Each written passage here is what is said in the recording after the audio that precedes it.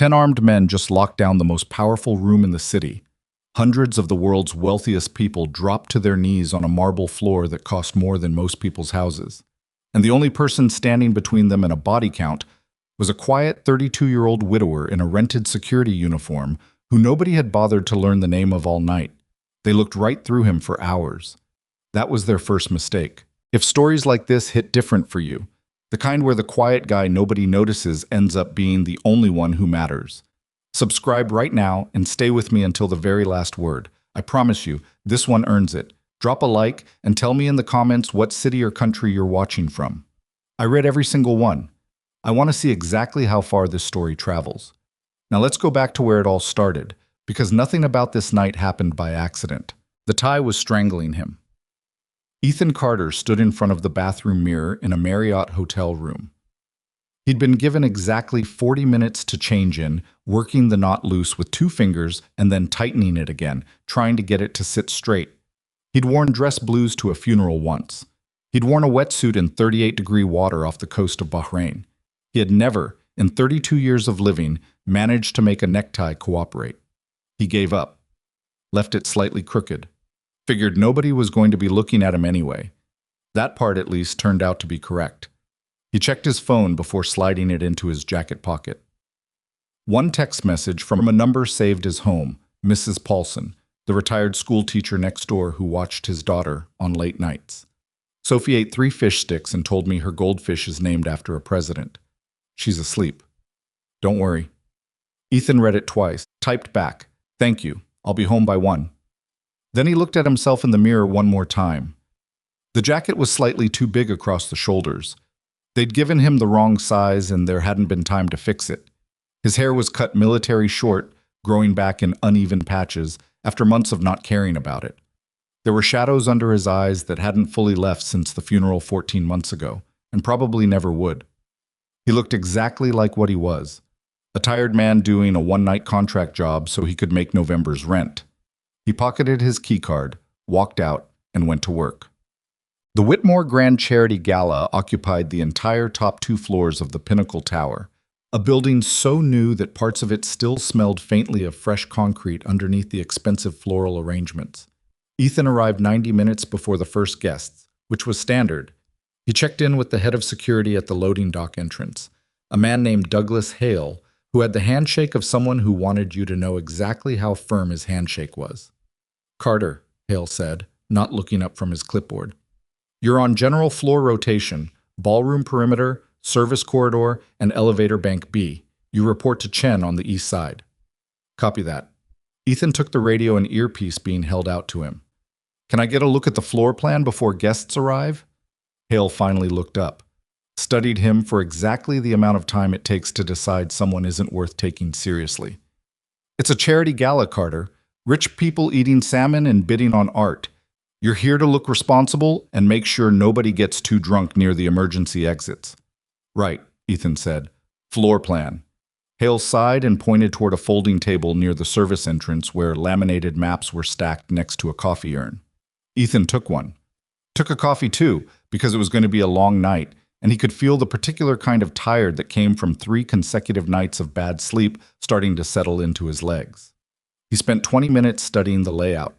2 ballrooms connected by a grand foyer, service corridors running parallel to the main halls on both sides, 3 elevator banks, A, B, and C, with C being freight only, a mezzanine level overlooking the main ballroom, 3 stairwells, 1 rooftop access point. He noted the exits, counted the camera positions he could identify from the map, made a mental sketch of the choke points, old habits. He folded the map and put it in his jacket pocket. The first thing that bothered him was a camera, specifically camera 9, the one covering the northwest service corridor entrance, which was mounted at an angle that should have given a clean sightline to both the corridor door and the freight elevator. Except when Ethan walked that corridor at 6:47, he noticed the camera housing was tilted maybe 15 degrees to the right of where it was supposed to be pointing. Not broken, not obviously vandalized, just slightly off. The kind of thing you'd miss if you weren't looking for it. He keyed his radio. "This is Carter on the West Service Corridor. Camera 9 looks misaligned. Can someone check the feed from control?" A pause. Then a young voice, the guy named Chen, who couldn't have been older than 24, came back. I'm looking at 9 right now. Feed looks fine. The housing is physically rotated. It might show a clean feed, but it's not covering the corridor door properly. Carter, we've got 60 staff members doing final setup and guests arriving in an hour. If the camera's showing a feed, the camera's working. Ethan stood there in the corridor for a moment, looking at the camera. Okay, he said. He walked the corridor himself instead. Noted the freight elevator doors. Noted that the emergency phone mounted on the wall beside them had a strip of black electrical tape covering the receiver. The kind of small detail that could mean absolutely nothing, or could mean someone had quietly put it out of commission. He peeled the tape off. Checked the line. Dead. He stood with the dead receiver in his hand for a moment. Old habits, he told himself again. It's a charity gala. Rich people and salmon. He went back to his position. The guests began arriving at 7:30, and they arrived the way people arrive when they are extremely accustomed to arriving places, with the confident assumption that everything in the room existed to accommodate them. Women in gowns that cost more than Ethan's car. Men in suits that fit properly, unlike his. There were senators. There were 2 tech billionaires Ethan recognized from magazine covers. There were people who smiled the specific smile of people who have never once had to wonder how they were going to cover rent. Ethan watched them flow through the entrance like water finding its level, and he watched the staff moving around them, and he felt the particular calibration of attention that had kept him alive through 2 combat deployments start to quietly run in the background of his brain like a piece of software he couldn't fully shut off. The staff bothered him, not all of them. Most of them were exactly what they appeared to be. Caterers, event coordinators, AV technicians running cables, bartenders arranging glasses with the practiced efficiency of people who did this every week. But there were 8 or 9 individuals he kept catching in his peripheral vision who moved differently. Not wrong exactly, just differently. They were present in spaces where the task didn't require them. They moved between locations without the specific purposefulness of people who had somewhere to be. They communicated in ways that were too subtle, a hand gesture here, a glance there, for normal coworkers running a catered event. And their badges were wrong. Not dramatically wrong. Not obviously wrong. But Ethan had spent years learning to read the specific kind of wrongness that was designed to be overlooked, and these badges had a slightly different laminate finish than the ones the genuine event staff were wearing. The font was marginally bolder. The photo ID boxes were fractionally larger. He noticed these things the way you notice a smell before you can identify it. Something in the back of the brain saying wrong, wrong, wrong before the conscious mind catches up. He found Chen at the East Bar station at 8:15. I need to flag something, Ethan said. Chen was watching a tray of champagne glasses being carried past, and had the look of a man whose entire attention was currently occupied with not letting anything go wrong with the things he could actually see. He was young, efficient, and had already mentally categorized Ethan as a guy who'd been hired to stand in a corridor and overthink. What is it? I've identified approximately 8 to 10 individuals in staff uniforms whose badges don't match the rest of the event staff's credentials. Different laminate, different font weight. I think they're counterfeit. Chen turned and looked at him slowly. You can tell badge laminates apart. Yes. From a distance. Chen, I'm telling you what I saw. I'd like to pull those individuals aside and verify their credentials before… Carter. Chen's voice was patient in the way that indicated his patience was not actually infinite. We have 400 guests in that ballroom right now, including 2 sitting U.S. senators and the woman whose name is on the building. We do not pull staff aside and interrogate them about their badges based on a laminate feeling. Do you understand what kind of night that would create? I understand what kind of night this could become if I'm right. Chen stared at him. Stay on your rotation. Ethan stayed on his rotation. He saw Victoria Whitmore for the first time from 30 feet away, which was the closest he was authorized to get to the principal that evening. The inner ring being handled by her personal security detail, a team of 4 who were good at their jobs and had the collective energy of people who considered the outer ring contractors roughly as consequential as potted plants. She was not what he'd expected, though he hadn't spent much time constructing expectations. 30 years old, which the briefing materials had mentioned, but it landed differently in person. She had the kind of composure that read immediately as self-made rather than inherited, The composure of someone who had fought for her position rather than been born into it. She moved through the room with intention. She made eye contact with the servers who handed her things. She laughed at something an older man said, and the laugh reached her eyes, which was less common in this room than it should have been. She was also, he noticed, quietly scanning the room. Not in the specific way he was doing it, but in the way of someone who was fundamentally alert.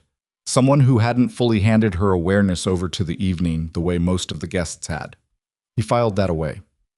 Her COO, a man named Richard Mercer, stayed close to her right shoulder all evening. 50-something, silver at the temples, the easy authority of a man who had been the smartest person in every room he'd ever walked into and knew it. He smiled at the right moments and spoke quietly into Victoria's ear at intervals. And something about the way he positioned himself, always between her and the exits, always at an angle that blocked her casual view of the room, made Ethan's jaw tighten slightly. He couldn't have explained why, exactly. It was the same wordless frequency that had once made him aboard a routine patrol in Kandahar, 30 seconds before it would have walked his team into an IED. He couldn't explain that to Chen either, so he didn't try. Well, at 8:40, he tried to get to Victoria directly. He'd made the decision walking the mezzanine level above the ballroom, looking down at the crowd, when he spotted two of the suspicious staff members converging near a service entrance that had been closed all evening, and then, in the space of about 4 seconds, watched them exchange something small enough to fit in a closed hand. He didn't wait to determine what it was. He came off the mezzanine at a pace that was fast without running and worked his way across the ballroom floor toward Victoria's position. Her personal security detail spotted him at 15 feet, and one of them, a compact woman named Torres, who had the stance of someone who'd done executive protection for a long time, stepped into his path without drama. "Contractor," she said. It wasn't a greeting, it was a classification. "I need 30 seconds with Ms. Whitmore. I have a security concern that needs to go to her directly." "Your concerns go to your team lead." "I flagged this to my team lead twice. I'm asking for 30 seconds. Torres looked at him the way people had been looking at him all night. The ill-fitting jacket, the slightly crooked tie, the tired eyes.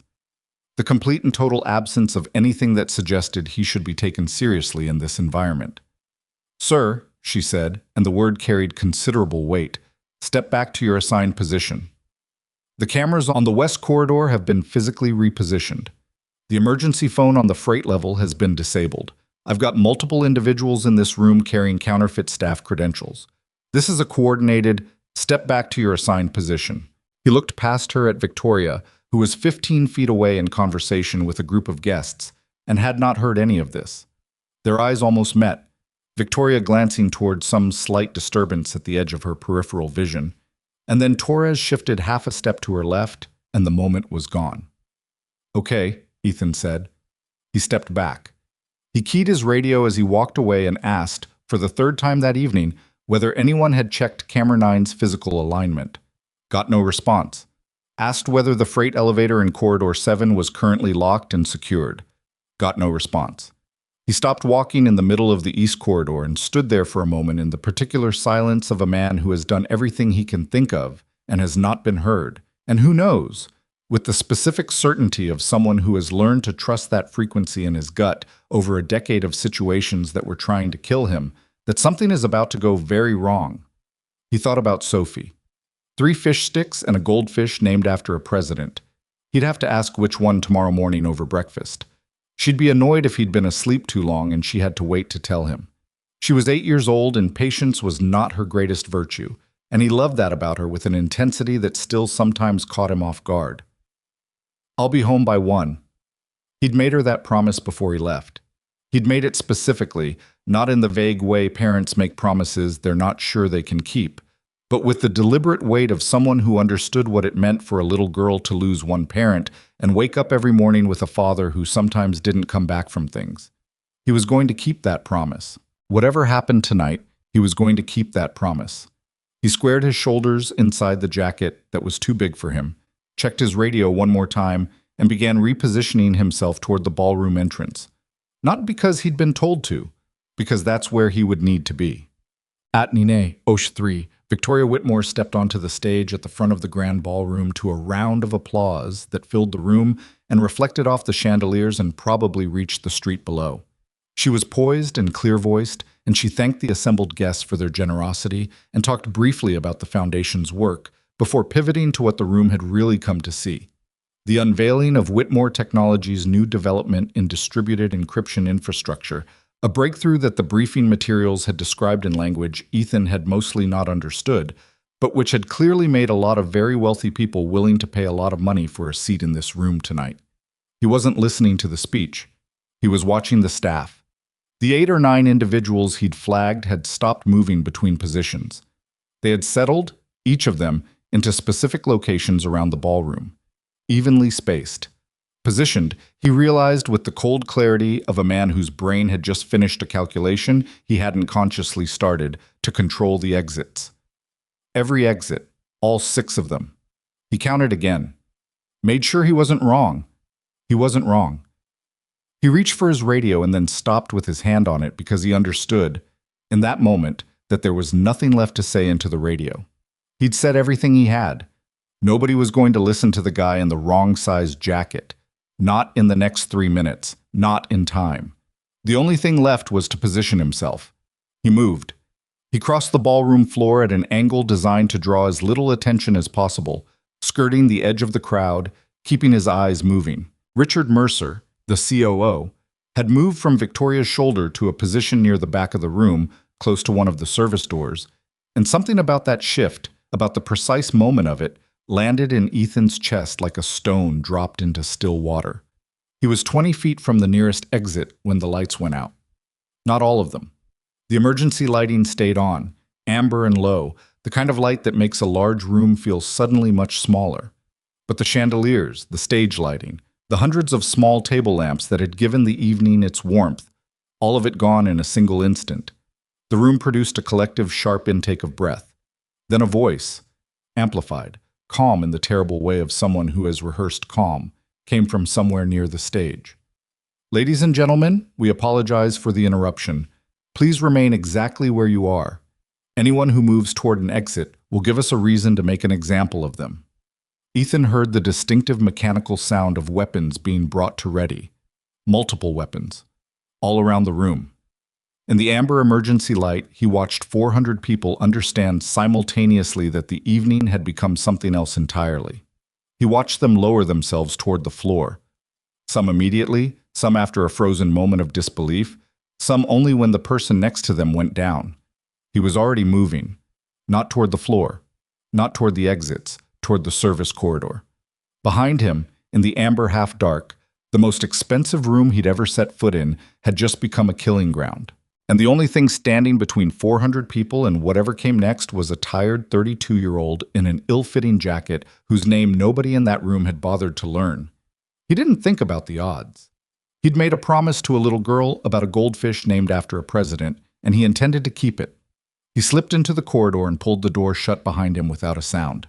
The service corridor smelled like industrial cleaning solution and old carpet adhesive, and Ethan moved through it the way he moved through every space that might be trying to kill him, which was to say, slowly, close to the wall, with his breathing deliberately even and his eyes adjusting to the near darkness ahead of him.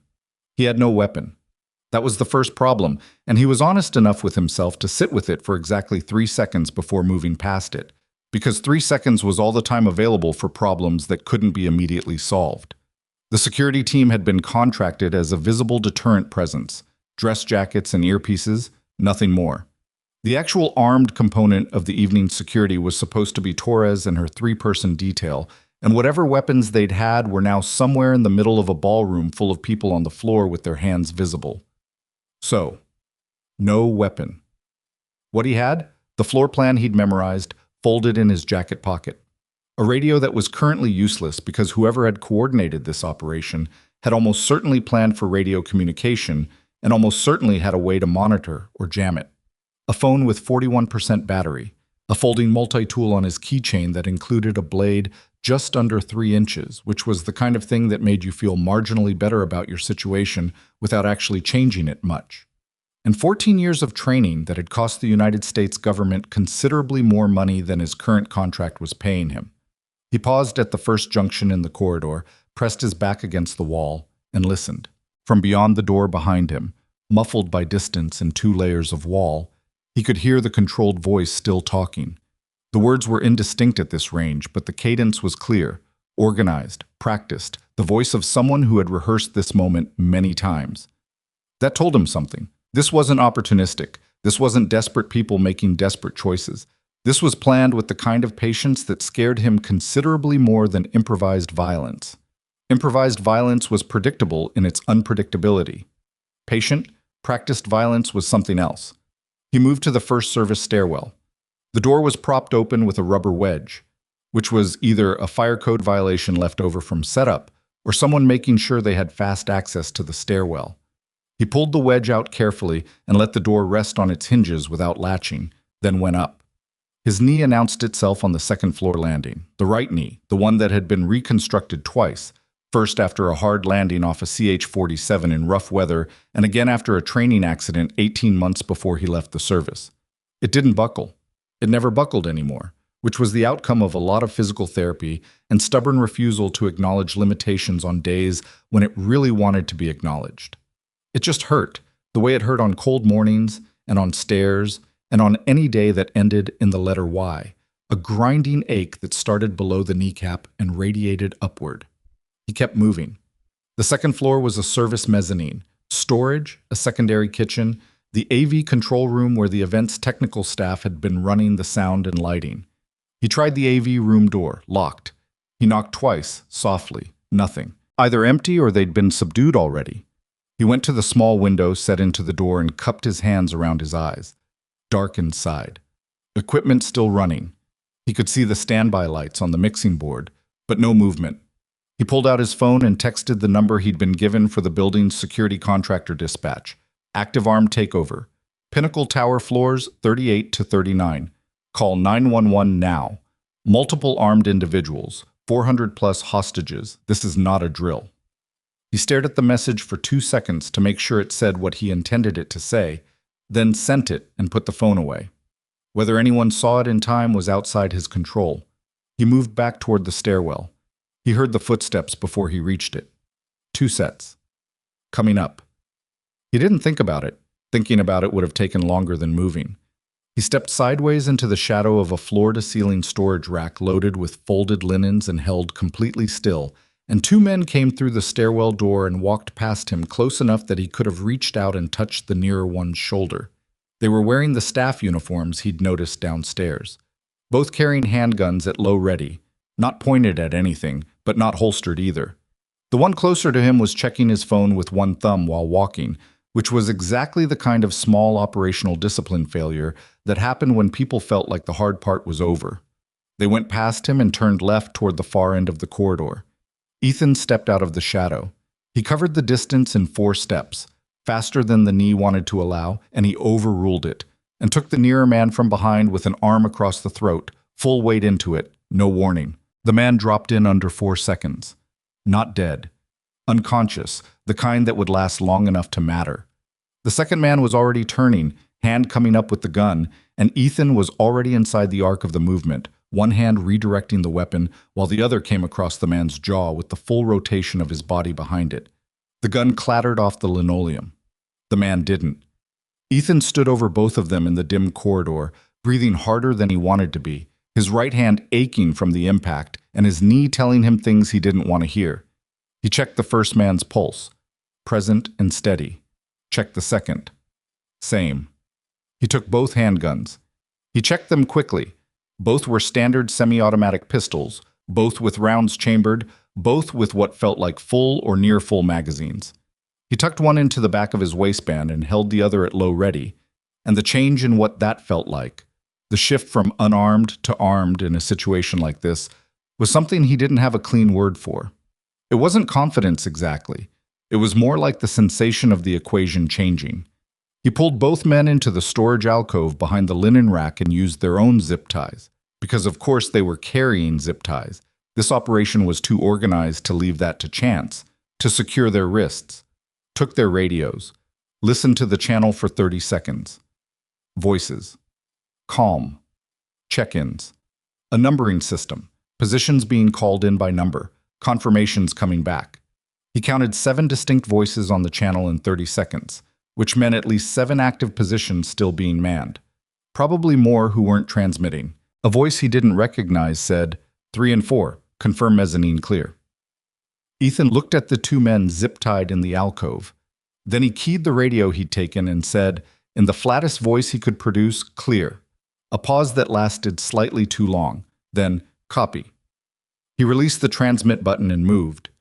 He went back down the stairwell to the 38th floor service level. Working from what he knew, the ballroom was the center of gravity for the operation. That's where the hostages were. That's where the armed presence would be concentrated. The instinct in any hostage situation was to go immediately to the hostages, to do something visible, to make something happen. And he recognized that instinct and set it aside, because acting on it would get people killed, including him, and a dead former SEAL in a service corridor helped exactly nobody. He needed information before action. He needed to understand the geometry of the thing. How many people, positioned where, with what communication structure? He needed to find a vantage point. The mezzanine above the ballroom. He'd walked it earlier in the evening. Narrow catwalk-style passage, not open to guests, accessible through a service door he'd noted at the north end of the main corridor. From up there, looking down through the decorative screen that ran along the mezzanine's inner edge, he could see the entire ballroom floor. He moved through the service corridor with the handgun in a two-handed grip, checking each doorway before he passed it, working the geometry of the space the way he'd been trained to work it. Corners first, sight lines established before commitment, movement deliberate rather than fast, because fast in an enclosed space with armed opposition was how you ran into someone before you saw them. He reached the mezzanine access door. A man was standing in front of it. Not one of the uniform staff. This one was in a dark jacket, no badge, and he had the kind of body language that said he'd been put there specifically to hold this position. He was facing away from Ethan, looking down the main corridor. Ethan covered the last 15 feet without sound. The man started to turn. Some instinct. The small sounds of another human presence even when you can't consciously identify them.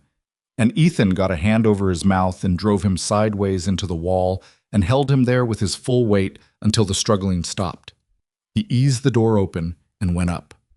The mezzanine was dark and narrow and smelled like the dust of an event that didn't usually have people walking up here. He moved to the decorative screen and looked down. What he saw made him very still for a moment. The ballroom below was exactly as he'd imagined, and worse. 400 people seated or lying on the floor in the amber emergency lighting, arranged in rough concentric rings around the center of the room. 7 visible armed individuals positioned at the exits and along the walls. 2 more at the stage, flanking a position where Victoria Whitmore was being held standing.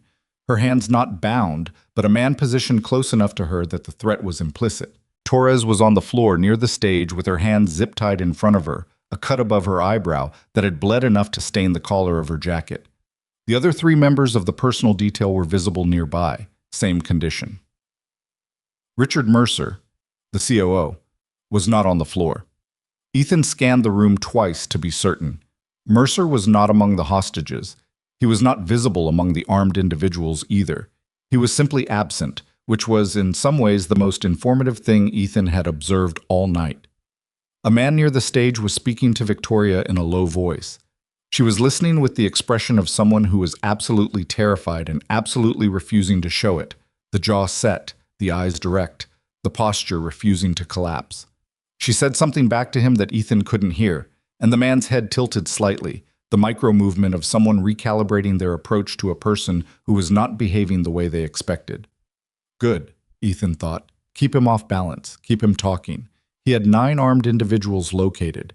He needed to account for the rest, the 2 he'd taken upstairs, which left at least 1 or 2 unaccounted for based on his earlier count of 8 to 10, plus whoever was on the radio channel that he hadn't heard transmit. He needed to clear the service areas before he did anything visible, because visible action with unknown armed individuals in his blind spots was how you got shot from a direction you hadn't anticipated. He went back down from the mezzanine. He spent the next 22 minutes clearing the second-floor service areas systematically. Rooms checked, corridors walked, 2 more operatives located and dealt with before they located him, which required a level of focus that pushed the knee and the tired and the ache in his right hand into a compartment he'd learned to access in situations that required it. It wasn't a heroic compartment, it was a functional one. It felt like turning a dial rather than flipping a switch, a deliberate narrowing of everything that wasn't immediately relevant to staying alive and moving forward. He thought about Sophie once, briefly, in the space between pressing himself against a wall and moving around a corner. Not a long thought. More like touching something solid to confirm it was still there. Then he moved around the corner.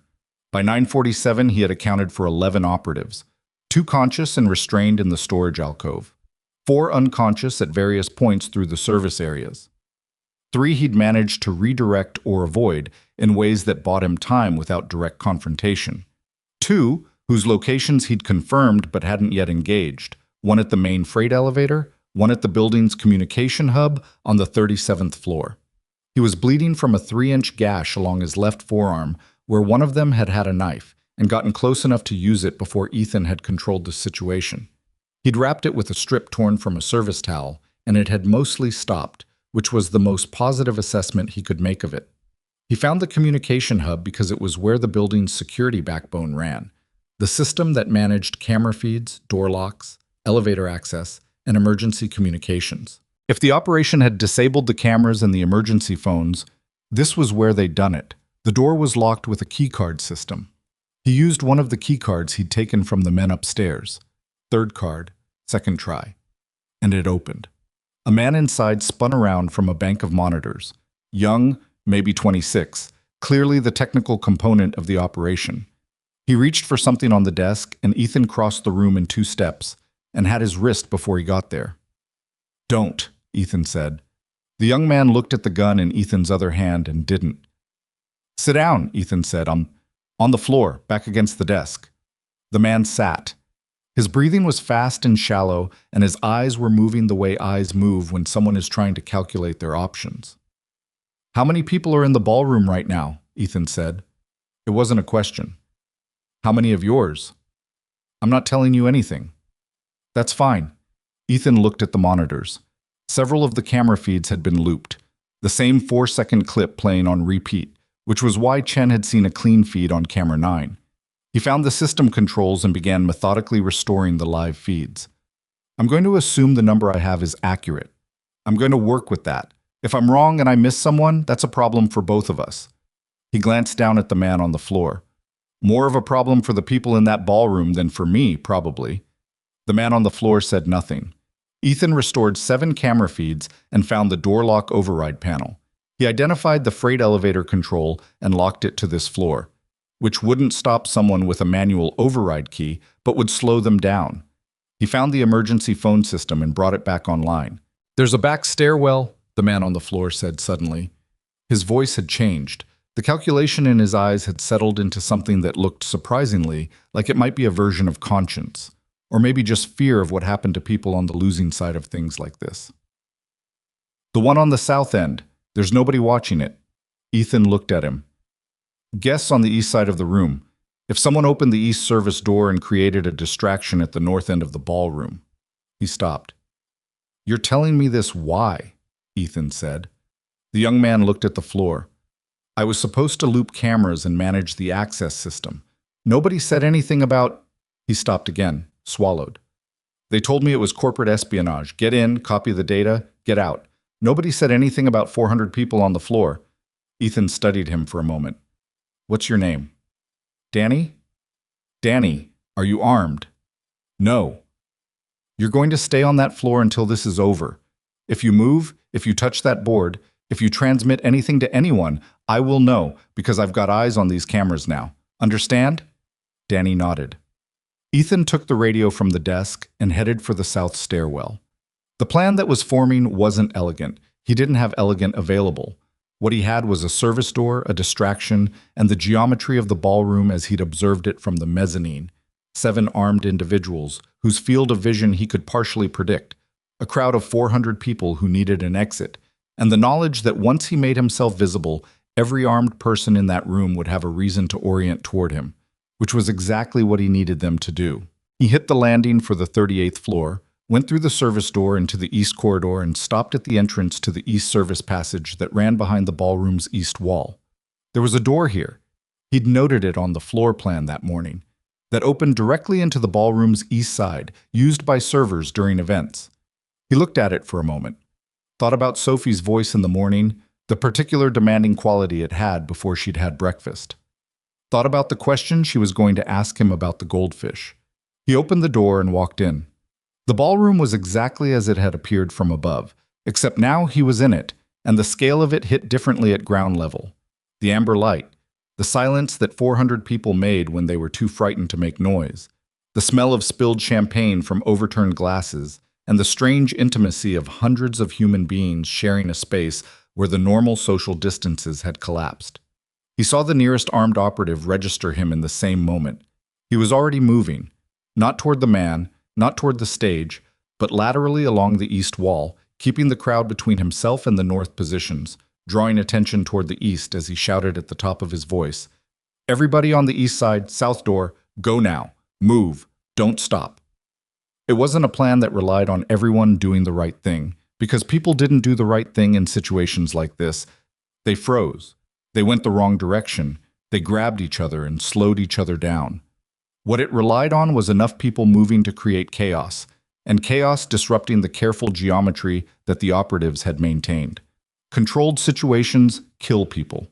Chaos saved them. A voice from the north end of the room.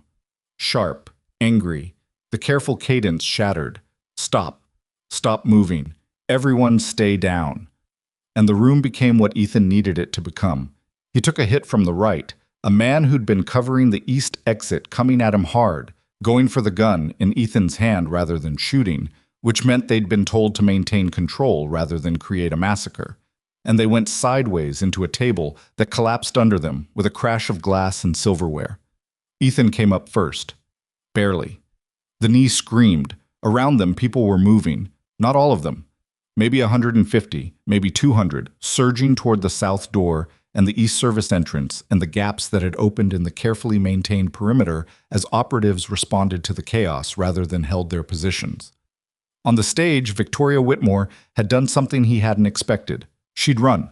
Not toward an exit, toward the man who'd been holding her position, which made no sense until he saw what she'd picked up off the floor as she moved. A heavy-bass table microphone that had fallen when the lights went out, and which she swung at the side of the man's head with both hands, and the committed force of someone who had decided that waiting to be saved was not a viable strategy. It connected. The man went down hard. Victoria stood over him for a second with the microphone still in both hands, breathing hard, looking faintly astonished at herself, and Ethan would have laughed if he'd had the time. "South door," he called across the clearing crowd. "Go." She looked at him, the ill-fitting jacket, the bleeding forearm, the gun, and made a calculation in approximately 2 seconds. "You," she said. "You're the one who kept trying to warn us." "South door, Ms. Whitmore, right now." She moved. He covered the distance between them and put himself between her and the remaining operatives, and they made the south door with a crowd of frightened people moving around them like water around stones, and he pulled the door shut behind the last person through and threw the latch. From inside the ballroom, shouting, radios crackling, the controlled operation coming apart in the specific way that operations came apart when one variable introduced itself that hadn't been accounted for. In the service corridor outside the south door, surrounded by guests who were shaking and crying and trying to find their phones, Victoria Whitmore turned and looked at Ethan Carter directly for the first time. Really looked. Not the way she'd almost looked from across the ballroom earlier, but the full focused attention of someone trying to understand what they were seeing. He was breathing hard. His forearm had bled through the improvised bandage. His knee was going to make tomorrow morning very uncomfortable. He was holding a handgun he'd taken off a man on the second floor, and his jacket was torn at the left shoulder seam, and he probably looked exactly as bad as he felt. "Are you hit?" she asked. "No. Are you?" She checked herself in the automatic way of someone who hasn't yet had time to process everything. "No, I don't think, no." "Good." He was already looking back at the door, listening. "We need to move. There are still armed individuals in that building and your perimeter isn't secure." "My security team, Torres is zip-tied near the stage, her team with her. I need to get back in there." Victoria stared at him. "You're going back in. There are still people on the floor in that ballroom." He looked at her directly. "Get these guests to the stairwells. Don't use the elevators. Street level, Get them outside. Call 911 if they haven't been called already. They have, she said. I heard sirens about 3 minutes ago. That was the first genuinely good piece of information he'd received all evening. He absorbed it, recalculated the timeline. Police at street level changed the geometry. The operations organizers would know that. They'd be moving toward an exit strategy or an escalation, and he needed to know which before he went back in. Stay with these people, he told her. Don't go back to the executive floors. Why not the executive floors specifically? He paused. It was a precise question, the kind that came from someone who was already ahead of the conversation. Mercer, he said, your COO. He wasn't among the hostages. Victoria went very still. He wasn't among the armed individuals either. He's somewhere in this building, and he's not where he should be. Ethan held her gaze. What's on the executive floors that someone would want badly enough to do all of this?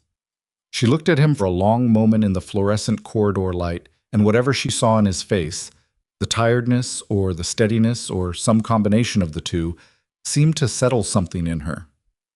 The server room, she said quietly, 36th floor. That's where the actual system architecture for the new technology is stored, the physical prototype and the core encryption framework. Not in the ballroom presentation. The ballroom presentation was a demonstration, a public-facing showcase.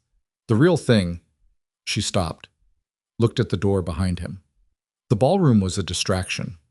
He'd arrived at that conclusion approximately 30 seconds ahead of her, but hearing her say it confirmed that they were looking at the same picture from the same angle. Go, he said. Stairwells, street level. He went back through the door. The ballroom was partially cleared. The surge of people through the south and east exits had cut the crowd roughly in half, and the remaining hostages were clustered toward the north end, still held by 3 operatives who had regrouped and were no longer in the business of maintaining calm.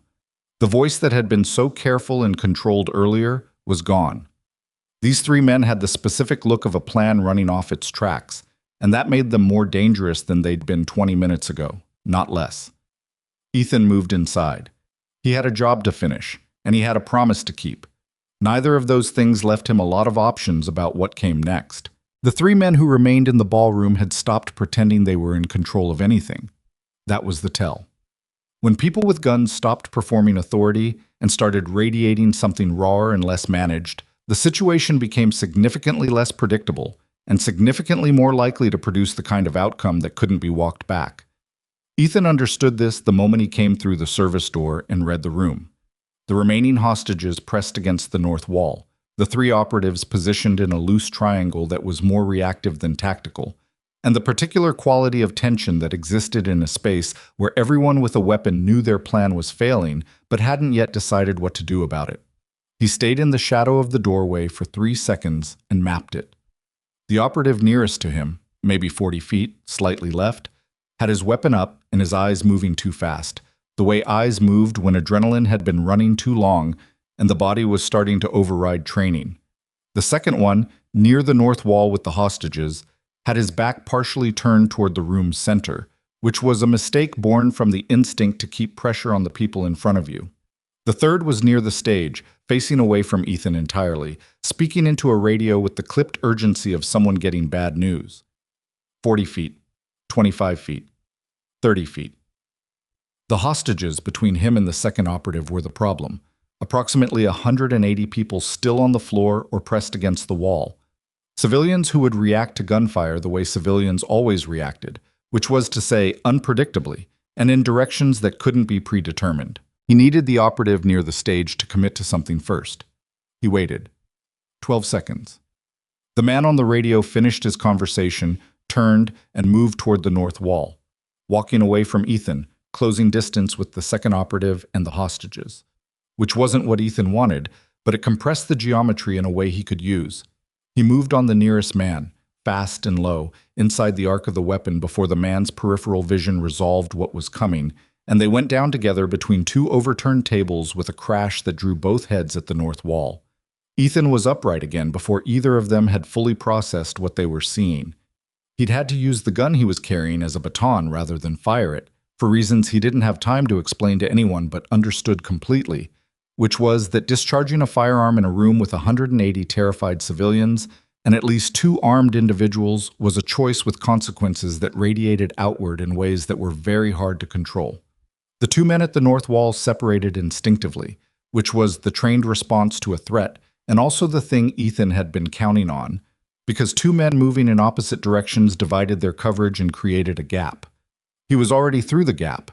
He hit the second operative from behind the same moment the man was turning to find him, and they crashed into the hostages along the wall. People scattering sideways, someone screaming, the particular chaos he'd needed.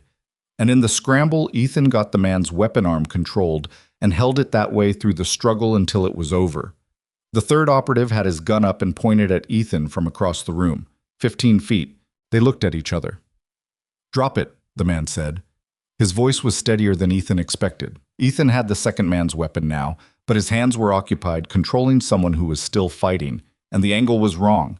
And the honest assessment of the situation was that he didn't have a clean shot, and the man across the room did.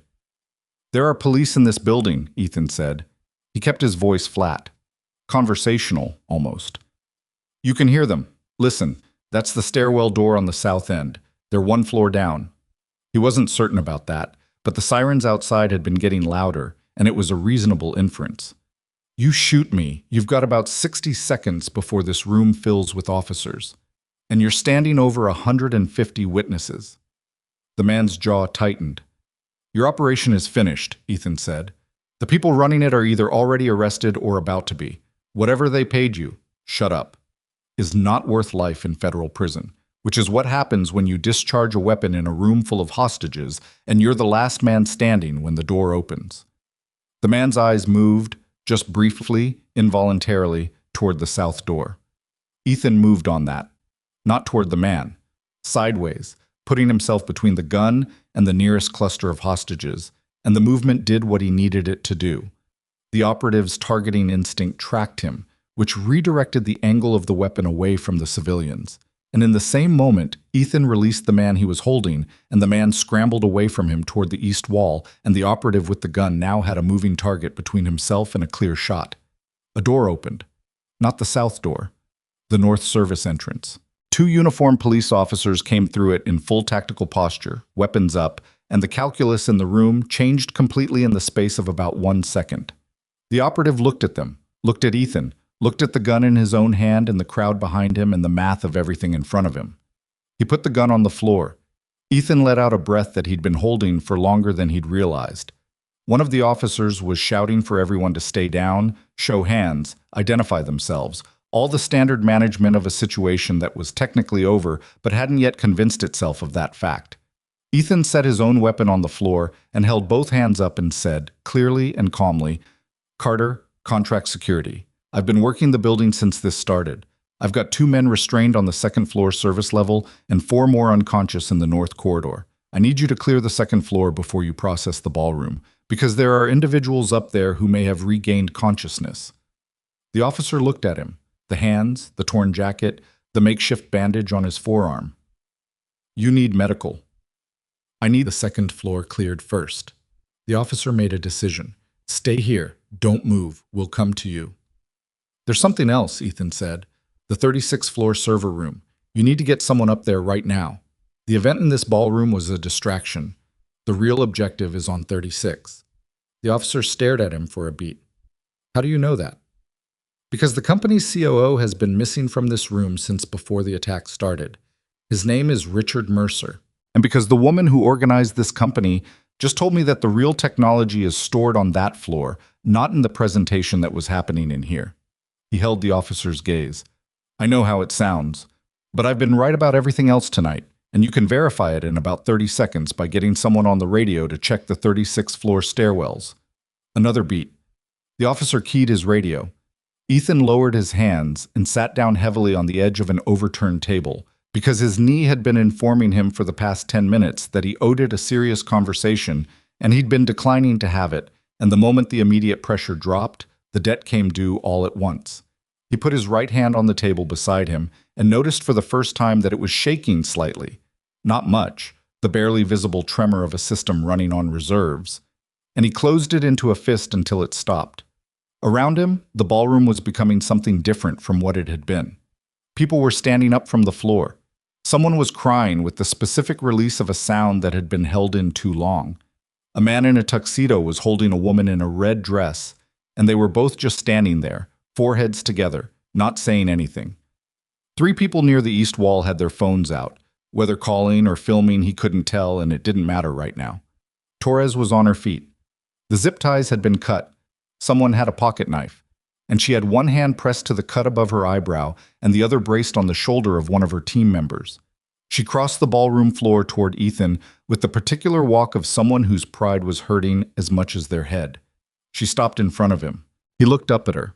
She looked at the bandaged arm, the torn jacket, the two handguns he'd set on the table beside him. "You cleared this building," she said. It wasn't a question. "Most of it," he said. 36th floor is still active. Police are moving on it." Torres was quiet for a moment, the kind of quiet that had weight in it. "I told you to go back to your position," she said. "You did. You should have pushed harder." He didn't say anything to that. Pushing harder had an upper limit in environments where nobody wanted to hear what you were saying, and he'd found that limit multiple times tonight, and relitigating it wasn't going to change anything. "Your arm needs stitches," Torres said. "I know. There's a medical team setting up in the lobby." "I know." She stood there for another moment, and he could see her working through something. Not an apology exactly, because Torres didn't seem like someone who arrived at apologies easily, and he wasn't looking for one anyway. Something more like a recalibration. The specific adjustment a professional makes when they realize they've badly misread another professional. "Carter," she said finally. "Yeah." "Good work tonight." He nodded once. She walked back toward her team. He sat on the overturned table in the wrecked ballroom and let his knee rest and tried not to think too hard about what his body was going to feel like in the morning. He was thinking about Sophie when Victoria Whitmore found him. She came through the south service door with 2 police officers at her back and the expression of someone who had spent the last 20 minutes shepherding frightened people down stairwells and then immediately turned around and come back up, which was exactly what her face said she'd done. Her gown had a tear along the left side where she'd caught it on something, and the careful arrangement of her hair from earlier in the evening had partially come down, and she was holding her shoes in one hand because she'd apparently taken them off at some point and hadn't put them back on. She stopped when she saw Ethan. He stood up because it seemed like the right thing to do, which his knee immediately protested. "Sit down," she said. "You're bleeding through that." "It's mostly stopped." "It's not." She said it with the directness of someone who had no patience left for understatement. She looked at the arm, then at his face, then at the room around them. "How many of them are there?" 11 I personally accounted for. 2 of those should be fully conscious and contained on the second floor. The others are in various states. He paused. "There may be more I didn't locate. The tactical team will need to sweep the whole building." Victoria nodded. She was looking at him with the same focused attention she'd turned on him in the service corridor, the assessment that had something specific in it. Not gratitude exactly, not yet, but the particular quality of someone reassembling their understanding of a situation piece by piece. "You tried to tell us," she said. 4 times. She absorbed that without flinching, which he respected. The cameras, the badges, and the emergency phones, and the freight elevator. He said it without heat, because heat wasn't useful here, and also because it was over. "I understand why nobody listened. I was a guy in a rental jacket at a charity gala." "That's not a sufficient excuse." "No," he agreed. "It's not, but it's the reason." She sat down on one of the chairs that was still upright near the east wall, and after a moment he sat back down on the table, because his knee had made its position on standing very clear. "Mercer," she said, "your COO wasn't among the hostages. He was gone before the lights went out, positioned himself near a service exit, which means he knew exactly when it was starting." Victoria's face did something complicated. Not surprise, or not entirely surprise. The expression of someone who'd held a suspicion at arm's length for a long time and just had it confirmed. "How long have you suspected him?" Ethan said. She looked at him. "Is it that obvious?" "You didn't ask me who Mercer was when I mentioned him in the corridor. You already knew exactly why I was saying his name." She was quiet for a moment. 6 months, she said, Ma. Small things. Budget discrepancies that were always explainable. Meetings I wasn't informed about. Files accessed at odd hours. She shook her head slightly. "He's been with the company for 4 years. He built half the operational infrastructure. I kept telling myself I was being paranoid. You weren't. No.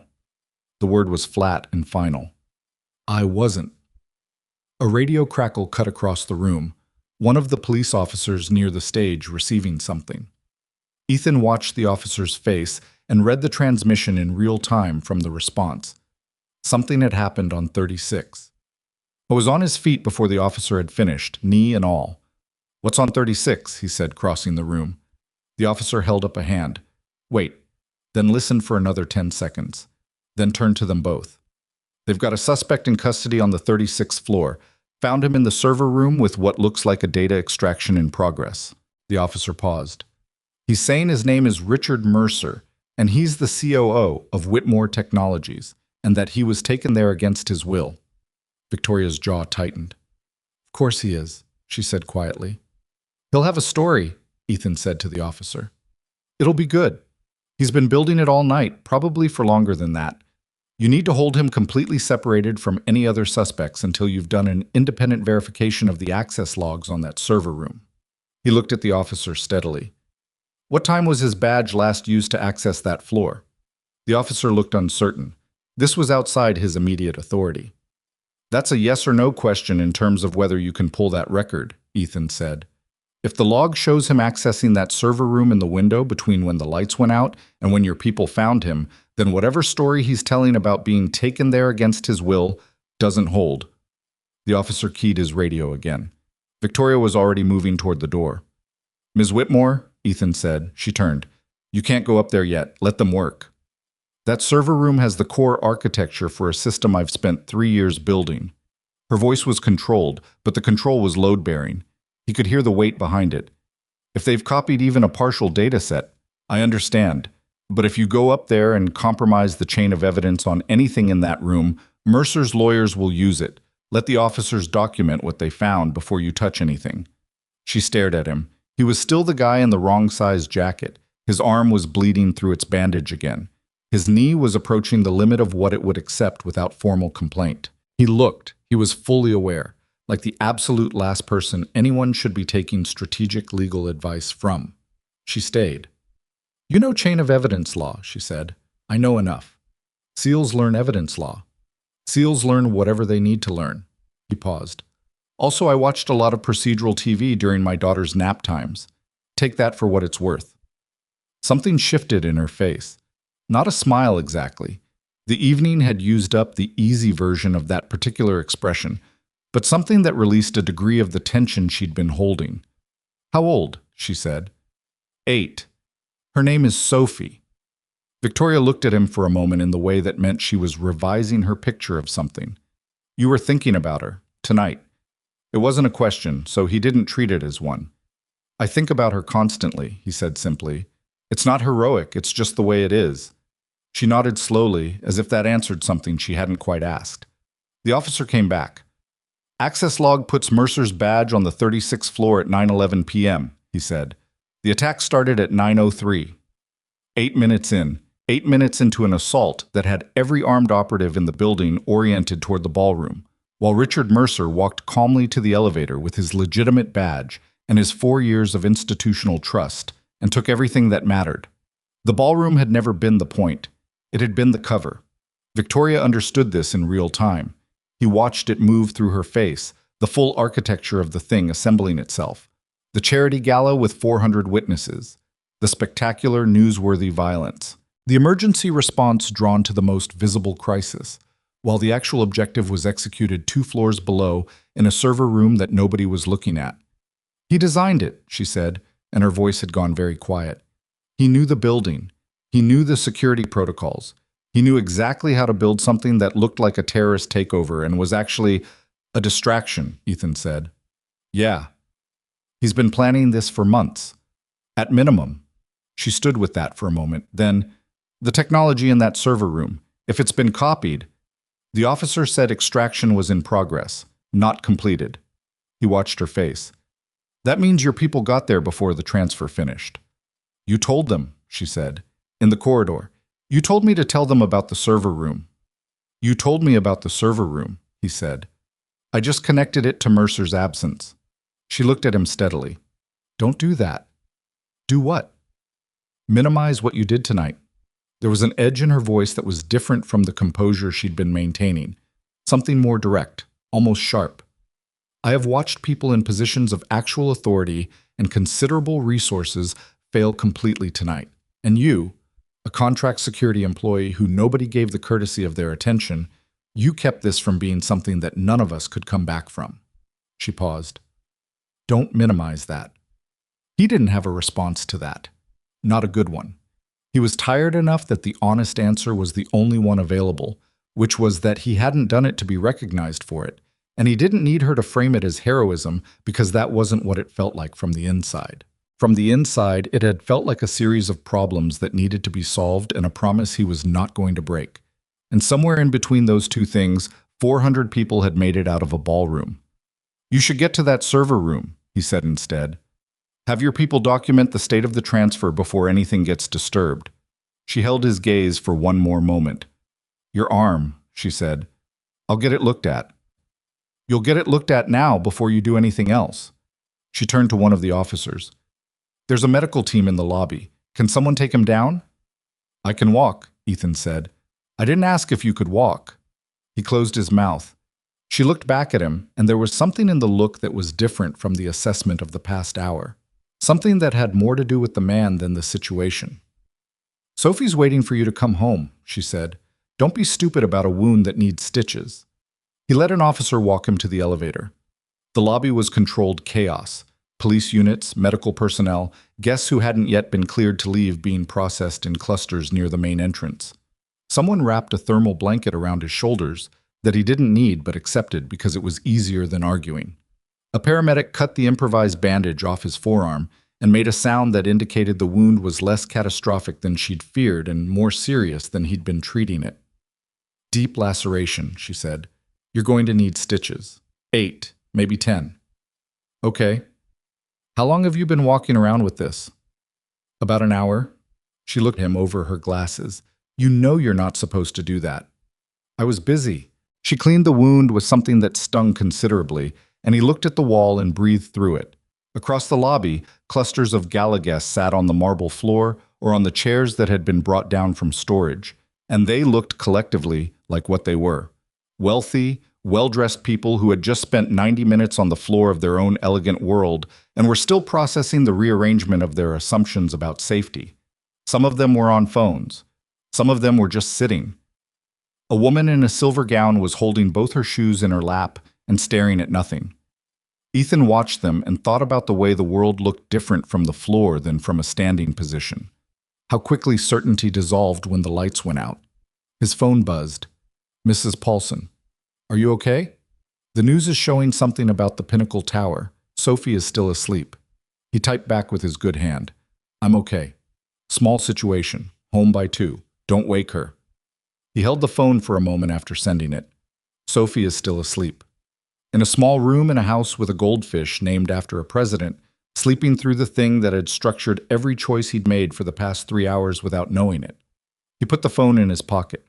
The paramedic was finishing the 3rd stitch when a uniformed officer crouched down in front of him and showed him a badge and said, his name was Detective Wallace, and they needed to get his account of the evening's events as soon as medically possible. Okay, Ethan said. Can you start from the beginning? So he did. He started from the camera on the northwest corridor and worked forward, and he was precise about times and locations and descriptions because imprecision in accounts like this created gaps that defense attorneys lived in, and he'd learned that the hard way once and didn't need to learn it again. The detective took notes and asked questions and occasionally circled back to verify a detail, and Ethan answered everything he had and said clearly when he was inferring versus observing. The COO, Wallace said. Mercer. You flagged him specifically before the attack began? I flagged his positioning in the room. I didn't have enough to name him as an insider at that point. But you noted it. I noted everything that didn't fit. Wallace wrote something. The thing that didn't fit about Mercer specifically. He put himself between Ms. Whitmore and the exits all evening. I read it as protective positioning. In retrospect, it was about controlling her movement and keeping her from getting to anyone who might listen to a concern. Ethan paused. And he was always slightly too aware of where I was. Not because I was a threat to him. I was a contractor in the wrong size jacket. But because he'd organized the operation and I was the variable his people hadn't accounted for. Wallace looked up from his notepad. He was watching you. Not directly, but yes. Interesting.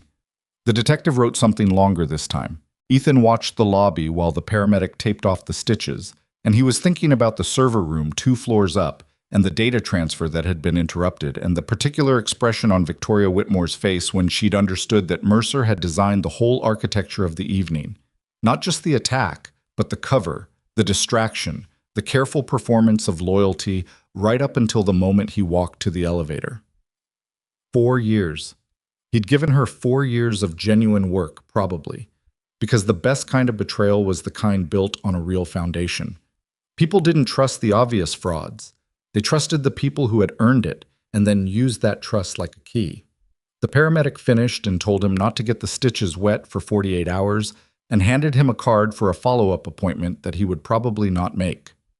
His radio, the building security radio, still clipped to his jacket, crackled once and then went silent. The building's channel. He'd forgotten he still had it. He was reaching to unclip it when he heard something. Not on the radio. Above him.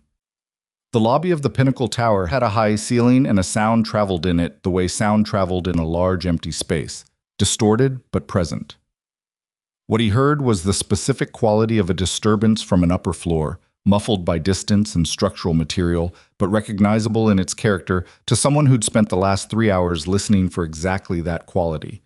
It resolved into the sound of running, then a door, then nothing. He was on his feet.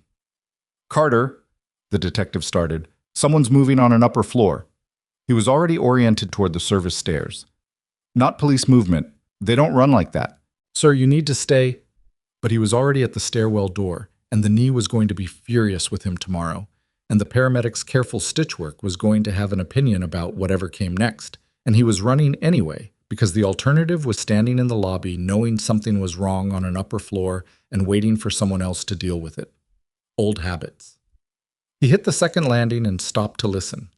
The building above him was quiet, except for the distant organized sounds of police clearing rooms floor by floor, methodical, structured, the sound of an operation that was moving correctly. He stayed still and listened past those sounds. There. 36th floor, or close to it. He went up. He came through the 36th floor stairwell door carefully, one hand on the door and the other empty. The weapons he'd had in the ballroom were gone, either left on the table or taken by officers during the lobby processing, and he'd been too tired and in too much pain to fully track the transition. So he was unarmed again, which put him back where he'd started, except now he was also stitched and slightly lightheaded from the blood loss that the paramedic had helpfully quantified for him. The 36th floor was a corporate space, glass-walled offices, a wide central corridor, the specific quiet of a floor that normally contained 150 employees and currently contained none. Emergency lighting again, amber and low. Police tape across the server room entrance halfway down the corridor. A figure was moving away from him toward the far stairwell. Not running now, walking with purpose. Dark jacket, no badge, and carrying something. A case of some kind, slim and rigid, the kind used for data storage equipment. Not a police officer. Not building staff. Someone who had been in this building all evening without Ethan having located them. "Hey!" Ethan called. The figure didn't stop. He moved. The corridor was 50 feet and the figure hit the far stairwell door. At the same moment, Ethan was 12 feet behind him, and the door swung shut and he hit it at speed and came through into the stairwell, and the case came at his head because the figure had stopped on the landing and was using the narrow stairwell space as the advantage it was. He got an arm up. The case connected with his forearm, the stitched arm, which registered the contact with a searing complaint, and he went sideways into the railing and caught himself and straightened up. The figure in the stairwell was a man he didn't recognize. 50s, fit in the way of someone who maintained themselves carefully, the face of someone who had spent a lifetime being considered trustworthy. The case was in one hand and his other hand was empty now. He'd used the swing and hadn't gotten what he needed from it and was reassessing. They looked at each other. "That case doesn't leave this building," Ethan said. The man looked him over. The arm. The tuxedo shirt that had come untucked at some point. The general evidence of a long, damaging evening. "You've had quite a night," the man said. His voice was measured, almost conversational. The voice of someone who had been calm in difficult situations many times before. "The case," Ethan said. "I'm going to walk out of this building. I'd advise you to let that happen. I've been giving advice all evening. Turns out I'm not great at taking it." Ethan straightened fully, which cost him something. "Who are you?" The man considered the question for a moment with the expression of someone deciding how much information changed the situation. "I'm someone who's been in this building all evening with no connection to anything you've observed tonight. You're holding stolen property on a stairwell on the 36th floor. I'm holding a case that I brought into this building myself." "Then you won't mind staying here while we verify that." He kept his eyes on the man's hands. "Put the case down." A pause. "You're a single father," the man said. Ethan went still. "Contract security work. Former SEAL. Widower." The man's voice remained entirely conversational. "You have a daughter, 8 years old, I think." The air in the stairwell changed. "You want to be very careful about what you're doing right now," Ethan said, and his own voice had changed too. All the tiredness and the pain stripped out of it, replaced by something colder and more specific. "I'm simply pointing out that you have significant reasons to walk back through that door and let this be someone else's problem." The man looked at him without apparent concern. "You've done enough tonight. You saved hundreds of people. Nobody could fault you for—" Ethan closed the distance between them. He didn't do it cleanly. The knee buckled on the second step, and he corrected harder than he wanted to, and the man swung the case again, and it caught him in the ribs, and he went into the wall and drove his shoulder into the man's chest, and they went down together on the landing in a collision that was graceless and painful and nothing like the controlled engagements earlier in the evening. The case skidded across the landing. Ethan got a hand on it. The man pulled a hand free and hit him twice, once across the jaw and once on the side of the head, and the world went briefly sideways in the particular way it went sideways when something struck the skull hard enough to demand acknowledgement. He didn't let go of the case. He felt, rather than saw, the stairwell door behind him open. Voices. Police voices. The specific cadence of officers in a building they're clearing, coming through from the corridor. The man above him went still. Ethan held the case against his chest and lay on the landing and breathed. "Down here," he said, loudly enough to carry through the door. "Landing. I've got a suspect and I've got the case." The stairwell filled with officers. Ethan stayed on the floor because getting up wasn't immediately available as an option, and let the controlled chaos of the response happen around him. The man being secured, the case being identified and bagged, the questions starting again that he would have to answer again when his head stopped ringing. He looked at the ceiling of the stairwell. Concrete. Painted gray. Water stain in one corner from something that had leaked at some point. He thought, Sophie is still asleep. He thought, I'm going home. He closed his eyes for a moment, just a moment, and let the sound of the building being reclaimed fill the space around him. On the floor of the 36th stairwell, in a jacket that was never going to be the right size and wasn't his anyway, Ethan Carter held the case against his chest and waited for someone to help him up, and he didn't let go. They helped him up eventually.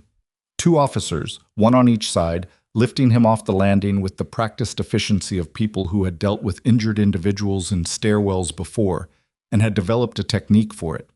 His ribs announced themselves when he came vertical.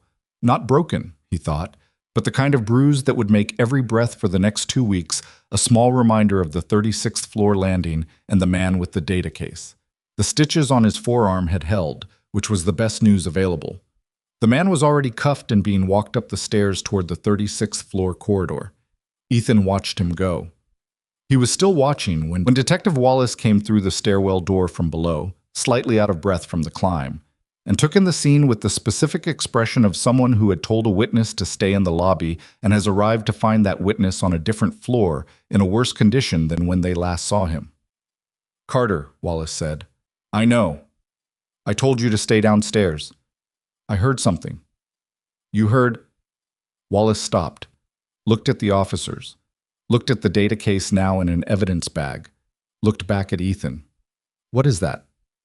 "That's what was being removed from the server room when your people interrupted Mercer's extraction," Ethan said. "Except it wasn't Mercer carrying it. Mercer was the inside man, but he wasn't the one walking out with the product. Someone else was in this building all evening, and none of us saw them until they were already on their way to the door. Wallace absorbed this with the controlled expression of a man recalculating a case he thought he'd mostly understood. "The man they just cuffed," Ethan said. "Who is he?" "We don't have an ID yet. He knew things about me, personal things. My daughter's name and age, that I was a widower, that I'd been a SEAL." Ethan kept his voice level. "That's not something you know about a contract security employee at a charity gala unless you've done significant advance work on the people in the building, including the people nobody was supposed to notice." Wallace was quiet for a moment. "He knew my name," Ethan said. "He used it to try to walk me back through that door, which means whoever planned this operation did detailed preparation on every variable in the building, including the variables they considered low risk." He looked at the detective. "I wasn't low risk. He just thought I was. And somebody prepared for me anyway, which means whoever is at the top of this is considerably more thorough than a man who planned a corporate espionage operation with an inside COO." Wallace wrote something in his notebook, then looked up. "You need to go to a hospital. I need to know who that man is. Those aren't mutually exclusive." The detective put the notebook in his jacket. "Come on, I'll have someone drive you. We'll talk on the way." The hospital was a 20-minute drive through streets that were still showing the peripheral chaos of a major incident response. News vans positioning themselves 3 blocks from the Pinnacle Tower. Police perimeter tape turning the surrounding intersection into a defined zone. Ethan sat in the back of an unmarked car with an officer driving and Wallace in the passenger seat, and he told the detective everything he hadn't already told him about the man on the stairwell. The precise language, the specific things he'd known, the calculation in his eyes that had read as someone assessing a problem, not panicking. "I wasn't scared," Ethan said. "Even cuffed. Even caught." He was still running the math on how to get out of the situation. "Experienced," Wallace said. "More than experienced." He had the confidence of someone who has a layer between himself and the consequences. Someone who's used to being the person other people protect. He looked out the window. "What's the board composition of Whitmore Technologies?" Wallace turned in the passenger seat. "I've been thinking about this since the stairwell," Ethan said. "Mercer is the inside man. He built the operational infrastructure for the company, which means he had access to everything: building plans, security protocols, staff schedules, technology architecture. But Mercer doesn't have the resources to fund an 11-person armed operation and a coordinated distraction at a major public event. That takes money. A lot of it. And connections. The kind that let you plan something like this without leaving the obvious kind of trail." "You're thinking board level," Wallace said. "I'm thinking someone who was in that ballroom, who was there as a guest, who had every legitimate reason to be in the building all evening and whose presence created no flags because why would it?" Ethan paused. "The man on the stairwell knew things about me that required advanced preparation. That means the person running this was feeding information to the operational team all evening, from inside the ballroom." Wallace was quiet for a long moment. "I need the board roster," Ethan said, "and I need to know which board members were present tonight." "That's not—" "Detective." He kept his voice even. "I have spent tonight being right about things people didn't want to hear. I'm asking you to let me be right about one more thing before you close the loop on this." Wallace looked at him for a moment, then pulled out his phone. The hospital was efficient in the way hospitals were at 2 in the morning. Not fast but focused. The specific competence of a night shift team that had learned to triage accurately. A doctor who introduced herself as Reyes looked at the stitched forearm, the ribs, the head, asked him pointed questions about consciousness and vision and nausea, and concluded that he had a mild concussion, 2 cracked ribs, and the forearm laceration that had already been addressed but was going to need monitoring. "You need to stay for observation," she said. "I need to make a phone call." "Mr. Carter, an hour." "I'll stay an hour and answer every question you have. I need to make one phone call first." She looked at him with the expression of someone who treated people who made bad decisions about their injuries on a regular basis and had developed a specific tolerance for it. "One call," she said. "Then I'm back." He called Mrs. Paulson's number first. It rang 4 times before she picked up, her voice carrying the particular quality of someone who had been awake worrying and was not going to pretend otherwise. "Ethan." "I'm okay. I'm at Mercy General. Nothing serious. I just need to be checked out. Can you stay with Sophie until I can get there?" A pause. I've been watching the news. I know. They're saying a man fitting your description. Mrs. Paulson, is Sophie still asleep? A longer pause. Yes, she's fine. She hasn't woken up. Then I'll be there before she does. I promise. He could hear her decide to believe him. I made coffee, she said. I'll keep it warm. He put the phone in his pocket and sat in the hospital bay with the fluorescent lights and the sounds of the ER processing the night's other casualties. And he thought about the man on the stairwell and the data case and the specific kind of calm that came from someone who had a layer of protection between themselves and the visible parts of what they'd orchestrated. His phone buzzed. Victoria Whitmore's name on the screen. He'd apparently given her his number at some point in the evening. He didn't clearly remember when, but the last 2 hours had some gaps in the sequence. He answered. You're at a hospital, she said without preamble. Mercy General, how did you... Detective Wallace called me. He said you had a theory about the board. It's less a theory than a logical extension of what we know. Tell me. So he did. He laid it out the same way he'd laid it out for Wallace, and she listened without interrupting, which told him she was already close to the same conclusion from a different direction. When he finished, she was quiet for a moment. There are 7 board members, she said. 3 were present at the gala tonight. Edward Harlan, Patricia Moss, and Franklin Webb. Who is Franklin Webb? The pause before she answered was very small but present. 62 years old, she said, founding board member. He was one of the original investors when I started the company. He's been on the board since the beginning. Another pause. I was in the ballroom tonight. I saw him on the floor with the other guests during the attack. He was... She stopped. He was calm, Ethan said. A silence. He was upset, she said slowly. He seemed upset. He was comforting people near him. He was... She stopped again. He was performing. Where is he now? I was processed with the other guests and released from the scene. Her voice had changed, gone flatter, the specific flatness of controlled anger. He told the responding officers his name. He's a recognized public figure. He would have been cleared and released within 30 minutes. He was heading for the exit when I found him on 36, Ethan said. If Mercer's extraction got interrupted and Webb was the one supposed to walk the product out, Mercer had the inside access. Webb had the exit strategy. 2 separate layers. She said it fast, thinking out loud. If one of them got caught, the other could still complete the objective. And if both got caught, then the product stays in the building and Webb goes home as a victim. Except you caught him.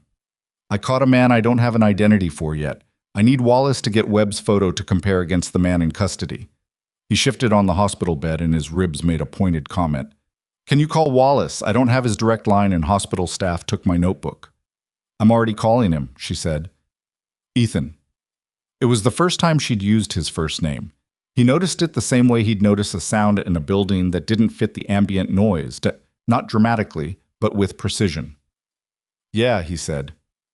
Thank you. She said it simply. Not the elaborate gratitude of a public statement, nothing performed. Just the 2 words, weight appropriate to what they were carrying. Get Webb's photo to Wallace, he said. She'd already hung up.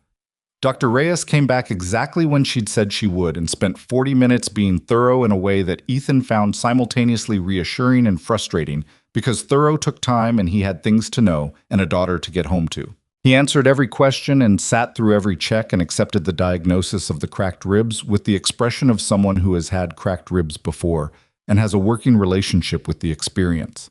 You have a concussion, she said again, as if he might have forgotten between her first statement and now. I understood that the first time. You're going to need someone with you for the next 24 hours. You shouldn't be alone.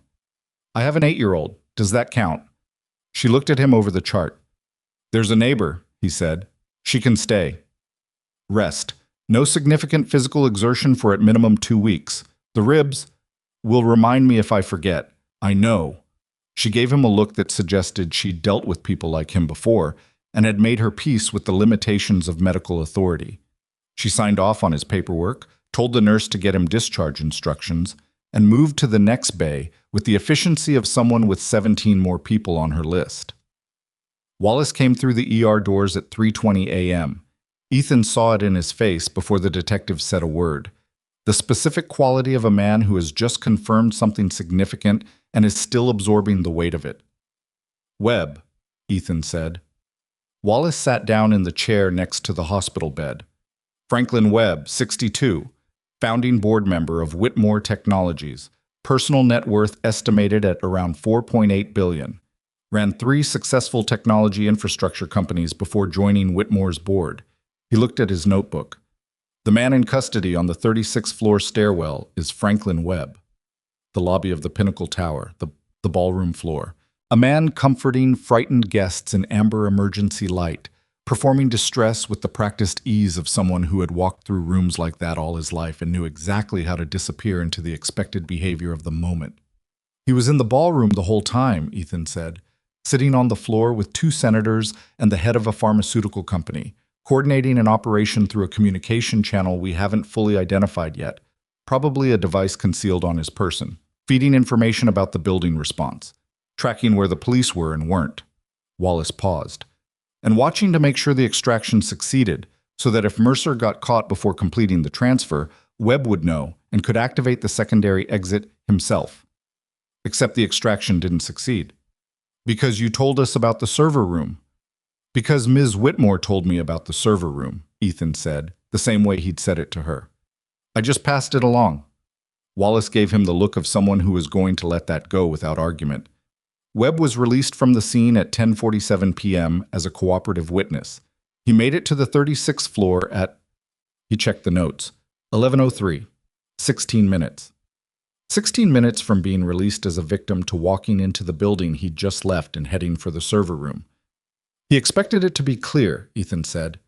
He expected Mercer in custody, police concentrated on the ballroom and lower floors, server room accessible for the time it took to complete what Mercer hadn't finished. He would have been in and out in under 20 minutes with documentation from the police interaction to establish he'd been a hostage all evening. It's a good plan, Wallace said, with the reluctant professional tone of someone giving credit where it was overdue. It's a very good plan, Ethan agreed. 4 years to build. An inside man with legitimate access, a board position that gave him advanced knowledge of the technology's value and timing, an operational team with enough resources to execute a credible armed takeover, and an exit identity that put him on the wrong side of the room from any suspicion. He paused. What he didn't account for was someone noticing the cameras. Wallace looked at him.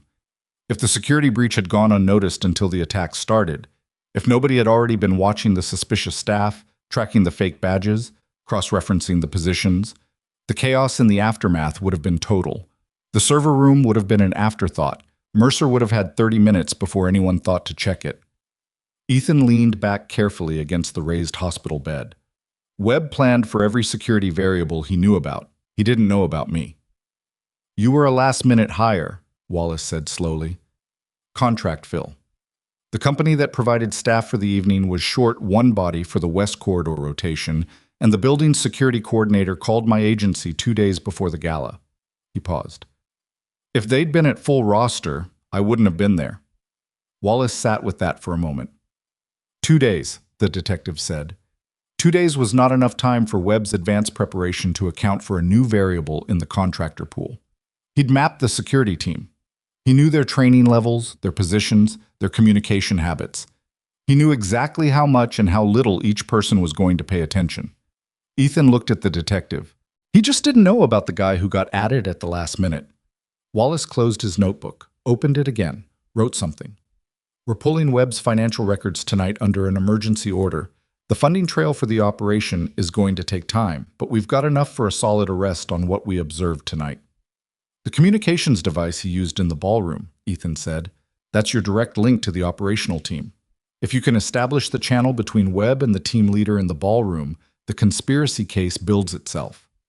We found a secondary phone on him, encrypted, but our digital forensics unit is already on it. The young man in the communication hub on the 2nd floor, Ethan said. Danny. He told me about the south stairwell. He's the reason I could create the distraction I needed in the ballroom. He was supposed to manage cameras and access, and when he understood what he was actually part of, he helped me. He held the detective's gaze. He's 20-something and scared, and he got told this was corporate espionage without violence. Whatever his legal exposure is, that cooperation matters. Wallace wrote something. I'll note it. Note it clearly. I'll note it clearly. Ethan nodded.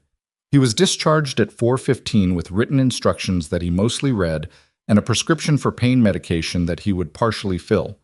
An officer gave him a ride because his car was still in the Pinnacle Tower parking structure and would be for the foreseeable future while the building remained a crime scene. The ride was quiet, and the city outside the window had the specific quality of a city at 4 in the morning, not sleeping exactly, but between versions of itself, the night shift winding down and the early risers not yet started.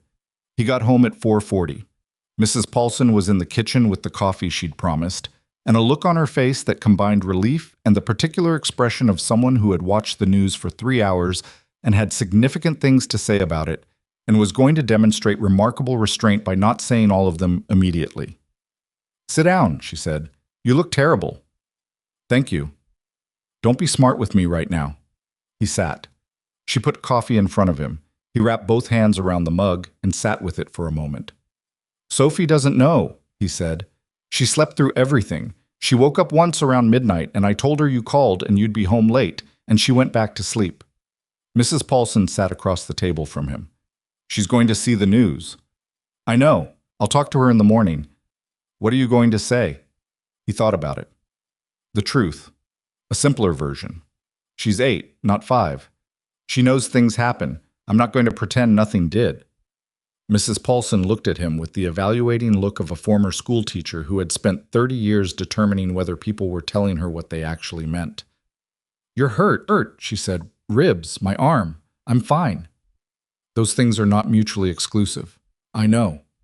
He drank the coffee, which was exactly what it needed to be. "I'm okay, Mrs. Paulson. Really." She sat with him for another hour, talking about nothing in particular.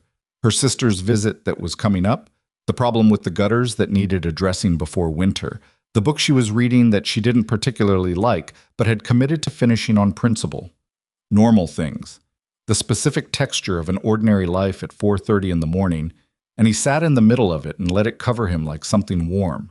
She left at 5:30, after making him promise twice that he would sleep. He went upstairs. Sophie's room was at the end of the hallway, door open the way she always left it because she didn't like closed doors at night. He stood in the doorway for a moment in the dark. She was on her side, one arm around the stuffed penguin she'd had since she was 3, the goldfish tank on her dresser casting a faint blue-green light across the ceiling. The fish was visible in the water, moving in its slow circuit of the tank. He didn't go in, didn't want to wake her. He just stood there for a minute, and he was very tired, and the ribs were reminding him of themselves. And the concussion was suggesting that horizontal was a better position than vertical, and none of that mattered particularly because his daughter was in her bed with her penguin and her fish named after a president and the world outside this room, for all its disasters and its capacity for violence, had not reached her tonight. He had kept the promise. He went to bed. He slept for 4 hours, which was not enough and was all his body would allow, waking at 9:30 to the sound of Sophie on the stairs, not moving quietly because Sophie had never in her life moved quietly on stairs. And he had come to understand this as a feature rather than a flaw. She appeared in the doorway of his room with her hair tangled and her penguin in one arm, and the expression of someone who had been processing information and had arrived at a question. "Dad." "Hey, Soph. Mrs. Paulson said you called last night." "I did." She was quiet for a moment, looking at him with the careful attention she had sometimes. The look that reminded him uncomfortably of himself, the look of someone reading a room. "You look bad." "Thank you." "No, like, actually bad. What happened to your arm?" He sat up slowly, and she came and sat on the end of the bed the way she did sometimes, cross-legged with the penguin in her lap, waiting with the patience she reserved for conversations she understood were important. He told her. Not everything. She was 8, not a detective, and some things could wait until she was older and had more framework to put around them. But the shape of it, honestly, that something bad had happened at his job last night, that he'd been able to help, that he got a little hurt but was okay, and that he'd been thinking about her the whole time. She listened with the focused quality she brought to things she was taking seriously. "Were you scared?" she asked. "Yeah." "What did you think about?" "You," he said. "And your fish. I needed to know which president." She looked at him for a moment, then, "Lincoln." "Good choice." He had a good face. She was quiet again. "You're really okay." "I really am."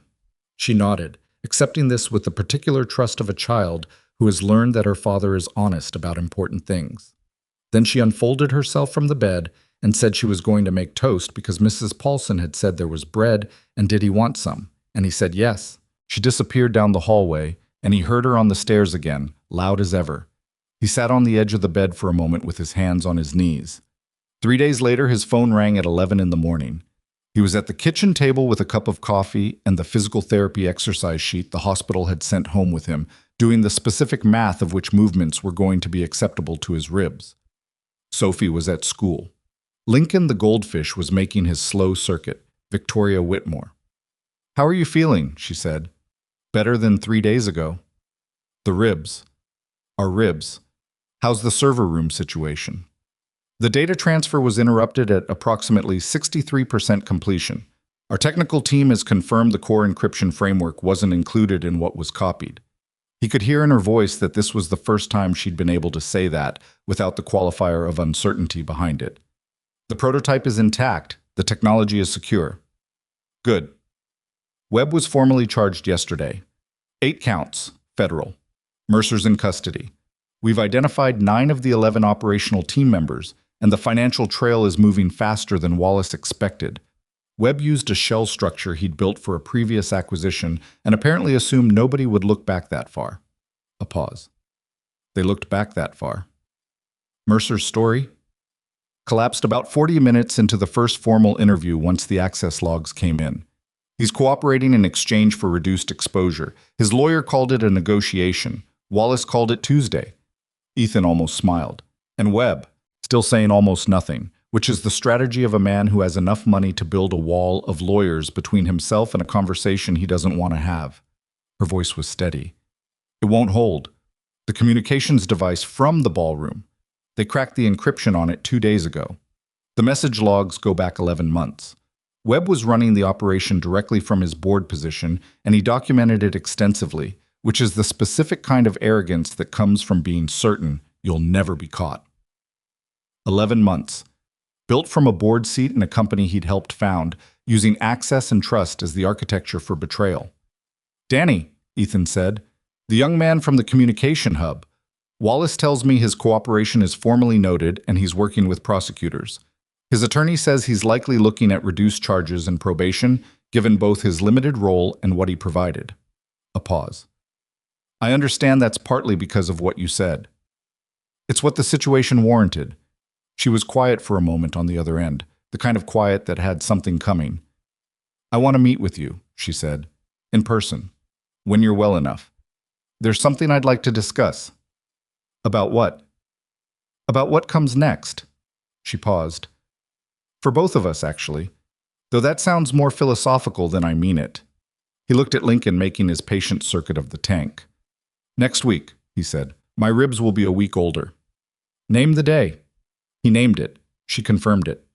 They said goodbye with the efficiency of 2 people who had established, over the course of one of the worst nights either of them had experienced, that they didn't need to fill space with words when they didn't have anything specific to say.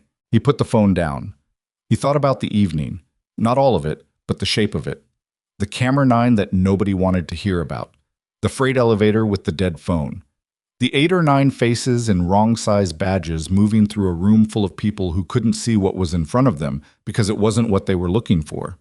He thought about the way the world distributed its protection unevenly, how some rooms were full of resources and authority and every advantage available, and still managed to be completely exposed to the things they didn't want to look at, and how sometimes the thing standing between those rooms and their worst possible night was a guy nobody knew, in a jacket that didn't fit, who'd spent 14 years learning to read the specific frequency of wrong.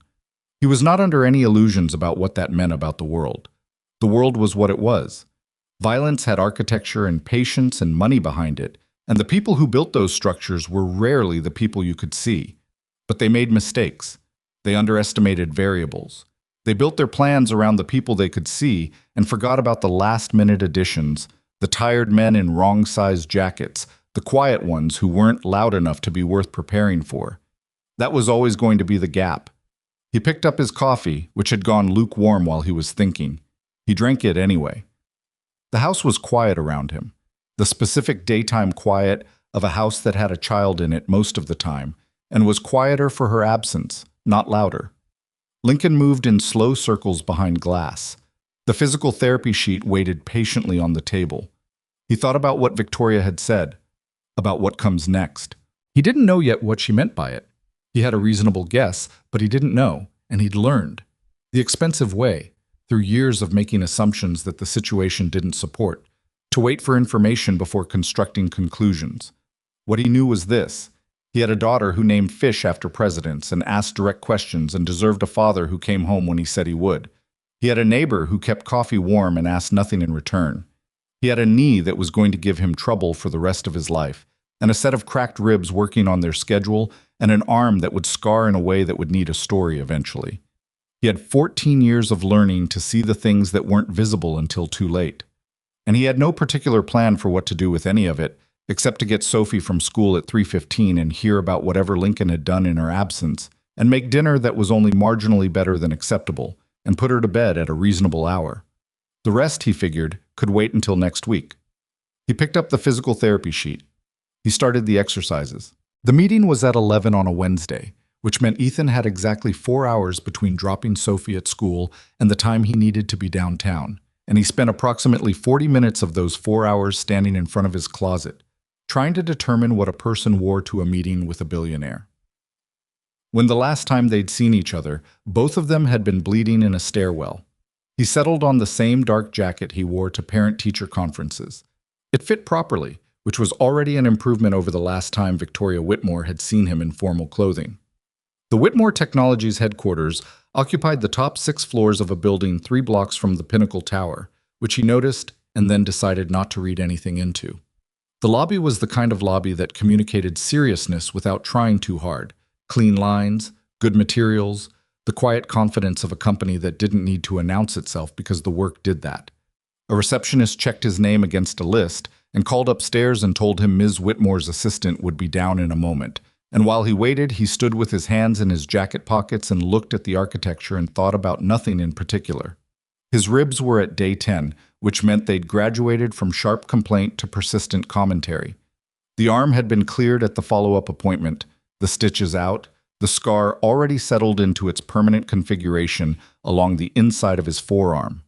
The concussion had resolved without incident, which Dr. Reyes had told him was fortunate, and he'd agreed with more sincerity than he'd shown at the time. The assistant was a young woman named Claire, who moved with the efficiency of someone who managed a complicated schedule and took that responsibility seriously. She walked him to the elevator, made polite conversation about the weather in the way of someone doing their job graciously, and delivered him to the 39th floor conference room with the kind of quiet competence that Ethan found immediately respectable. Victoria was already there. She was standing at the window when he came in, looking out at the city with the posture of someone who'd been thinking and wasn't quite finished. She turned when she heard him, and for a moment they just looked at each other across the conference table. The way you looked at someone you'd last seen under circumstances that had been trying to kill both of you, when you were now in a room with good lighting and no immediate threats, and had to recalibrate the distance. She looked different in daylight.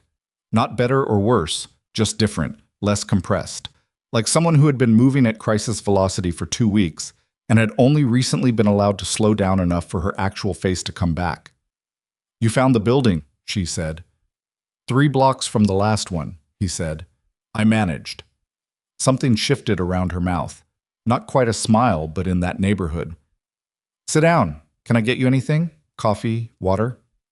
"Coffee's good." She poured it herself from the carafe on the sideboard, which he noticed, and sat across from him at the conference table. And for a moment it was quiet in the way that rooms were quiet when 2 people were both deciding where to start. "How are the ribs?" she said. "They're having opinions, less than last week." "The arm." "Healed." He turned it slightly so she could see the clean line of the scar along the inside of his forearm. "Souvenir." She looked at it for a moment. "I should have listened to you. Earlier that evening, I should have pushed harder when Torres turned you away." "You were managing 400 guests and a technology unveiling," he said. "You had approximately 17 things demanding your attention. That's not an excuse." "I know, but it's context." He wrapped his hands around the coffee mug. "You made the right call in the ballroom, when you ran at the man near the stage, that wasn't panic. That was a decision.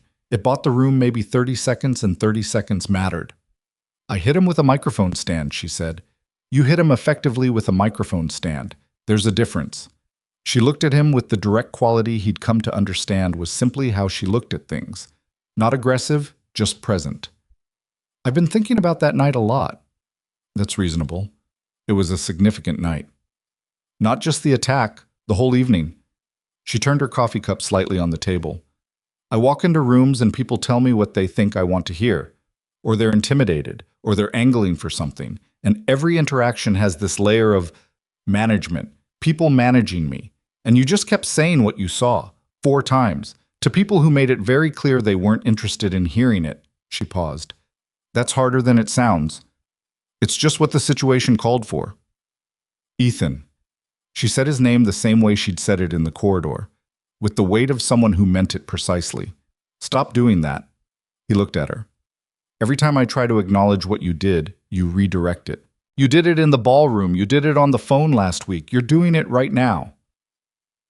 She held his gaze. I'm not trying to make you into something you're not. I'm trying to have an honest conversation with someone I'd like to trust. And you keep deflecting the parts that are about you. He sat with that for a moment. She wasn't wrong. He knew she wasn't wrong. The deflection was real, and it was old, older than that night, older than the contract, going back to somewhere in the years after his wife died when it had become easier to make himself small in conversations that required him to be seen, easier to be the guy nobody noticed, less complicated, less like standing in a room with the lights pointed at you when you weren't sure what they were going to find. Old habit, he said finally. I know, I'm asking you to interrupt it. He put the coffee mug down. What did you want to talk about? She looked at him for a moment longer, making sure the deflection hadn't happened again. Then she opened the folder on the table in front of her. Whitmore Technologies has operated for 6 years without a formal security division, she said. We've contracted everything, event security, facility management, executive protection, to third-party providers, which is standard for a company at our growth stage. It's also, as we've recently demonstrated, inadequate. She turned the folder to face him. I want to build an internal division, not a contractor arrangement, a dedicated team, integrated into the company's structure, with its own authority and its own standards. He looked at the folder, didn't pick it up yet. What I saw that night, she continued, wasn't just someone who was good at physical security. It was someone who could read a room, identify systemic failures, think through complex problems under pressure, and make judgment calls with incomplete information and real consequences. She paused. Those skills are not common. I've spent 3 days talking to people who do this professionally at the highest levels. And the consensus is that what you did that night represents a level of operational thinking that's unusual. I was trained by the Navy for 14 years, he said. Lots of people were trained by the Navy for 14 years. They're not all you. She said it without flattery in her voice, just the directness of someone stating an observed fact. I want you to build this division, not just join it, build it. Hire the people, define the protocols, set the culture. You'd have full authority over how it's structured and who's in it. He looked at the folder for a moment. The honest thing he was thinking was, this is too much. The honest thing behind that was, says who. The honest thing behind that was considerably more complicated and had to do with 14 months of making himself small and telling himself that smaller was safer for Sophie, that a man who wanted less was a man who risked less, that contract work and rented jackets was the appropriate scale for what was left of him after everything that had been taken. And sitting across from a woman who'd just told him, with the straightforward precision of someone who didn't say things she didn't mean, that what he did was unusual. Tell me about the division, he said. She did. She was precise and thorough and had clearly thought about it from multiple angles. The scope of protection needed for a technology company, with assets that had already demonstrated they were worth significant criminal effort, the gap between what external contractors could provide and what integrated institutional knowledge allowed, the specific way she wanted the division to interact with company operations rather than existing parallel to them. She talked for 20 minutes, and he asked questions, and she answered them without deflection. And somewhere in the middle of it, he became aware that this was a woman who did this the same way he did everything, by paying attention to the actual structure of things, not just their surface. When she finished, the coffee had gone cold, and he hadn't noticed. "One condition," he said. "I expected one. Sophie is always the first call. If she needs me, school, illness, anything, I leave. Whatever the situation is, I leave. That's not negotiable, and it doesn't change with the position." Victoria looked at him across the table. "That's the condition. That's the condition." She was quiet for a moment, and he watched her think. Not performing consideration, actually thinking, the way she actually did everything. "I had a clause drafted into the proposal," she said. Page 4. "It formalizes what you just described as a structural accommodation rather than a personal exception. Read it before you decide whether you still need to make it a condition." He picked up the folder. Page 4. Third paragraph. He read it twice. It said, in precise legal language, exactly what he'd said in plain language, written there before today's meeting, before he'd said the word Sophie out loud in this room. He looked up at her. "I spoke to Mrs. Paulson," she said. He stared at her. "You spoke to my neighbor." "I asked Detective Wallace for a reference. He gave me your name and said you were the most operationally sound person he'd encountered in 20 years of police work, which, coming from Wallace, is apparently significant. Then I asked if there was someone who knew you outside of professional contexts who might give me a more complete picture." She held his gaze without apology. "She told me about Sophie, about the promises you make her, about what it means to her that you keep them." A pause. "I built that into the proposal because it seemed relevant to understanding who I was hiring." The room was very quiet for a moment. He didn't know exactly what he felt. Something that was uncomfortable in the specific way that things were uncomfortable when someone saw you more clearly than you'd been expecting to be seen. Mrs. Paulson, who made coffee at 4 in the morning and asked nothing in return, had apparently been talking to billionaires about him, and had apparently said the right things, because the paragraph on page 4 was evidence of someone who understood what mattered. "She's going to be insufferable about this," he said. "She seemed lovely." "She is lovely. She's also going to be insufferable." He looked at the folder. "What's the timeline?" "The division needs to be operational within 6 months. We have 3 major events in the second half of the year and a technology launch in the spring that will require significantly more protection than last time." She said the last part with the dry understatement of someone still processing how inadequate last time had been. "I'd like to start building the team within the month. I'll need to run the hiring. That's what building it means. The standards will be high. They should be. Some of the people I want to bring in will cost more than standard security market rates. Write me a budget proposal, and I'll look at it without the number being the first thing I respond to." She paused. "I've just spent 2 weeks calculating what it cost me to not have this division. The math on investing in it correctly is not complicated." He nodded slowly. He thought about something the detective had said, that what he'd done that night represented unusual operational thinking. He'd deflected it then, the same way he'd deflected everything, filed it away in the category of things that were true but not useful to dwell on. But sitting here on a Wednesday morning with a folder on a conference table and a woman across from him who had written Sophie's name into a legal document before he'd asked her to, he thought about what it meant to make yourself deliberately smaller than the situation warranted. He thought about the camera on the Northwest Corridor, the dead emergency phone, the 8 or 9 faces in counterfeit badges moving between positions, the way the world was full of those things, the signals that were visible if you were paying the right kind of attention, the warnings that went unheard because nobody wanted to be the person who made the evening complicated. He thought about what it cost when those signals were ignored, and about the specific rarity of someone who could see them, and about what it meant to decide that a person like that should stay in the margins because the margins were more comfortable. "Yeah," he said. Victoria looked at him. "Yeah, what?" "Yeah, I'll do it." She held his gaze for a moment, and something in her face settled. Not dramatically, not with the performance of relief, but with the specific quality of a person who has been holding a thing carefully for a long time and has just been allowed to set it down. "Good," she said. They spent the next 2 hours going through the proposal in detail. The structure, the authority parameters, the reporting lines, the budget framework, the timeline benchmarks. He asked hard questions and she answered them honestly, including the ones where the honest answer was that she didn't know yet and they'd have to build the answer together. He appreciated that. He'd spent enough time around people who answered every question confidently to understand that confident answers to genuinely uncertain questions were a form of theater, and theater was what had left Camera 9 misaligned and 400 people on the floor. By the time Claire appeared at the conference room door to note that Victoria had a 2 o'clock, they had the skeleton of something real. He stood to leave, shook her hand across the table, which felt both appropriate and slightly inadequate given the context of their recent history, but there wasn't a gesture that fully covered it, so handshaking would do. "One more thing," she said, before he reached the door. He turned. "The night of the gala, when you were on the mezzanine looking down at the ballroom, when you were in the service corridors." She paused, and for the first time in 2 hours, she looked like she was choosing words carefully rather than saying them directly. "Were you frightened?"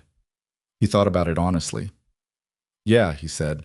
"Not constantly, but yeah, there were moments." "What did you do with it?"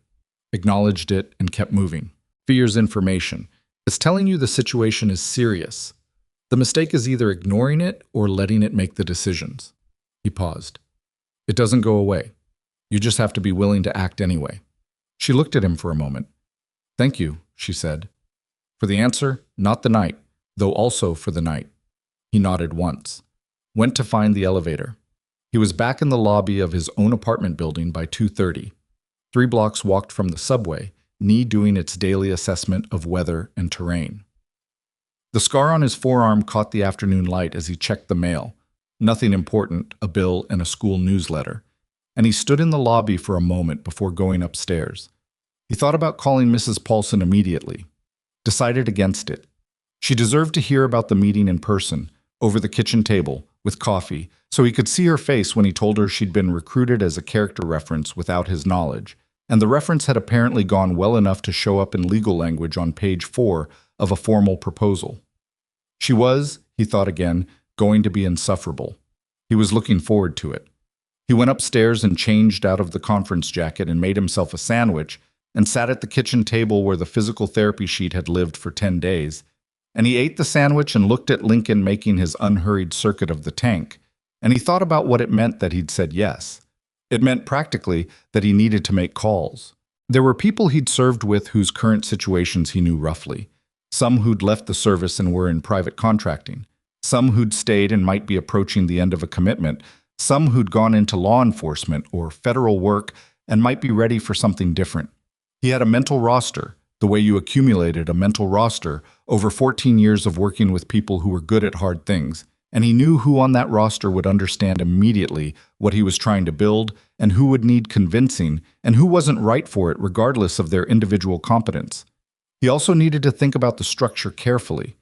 The failure at the Pinnacle Tower hadn't been a failure of individual capability.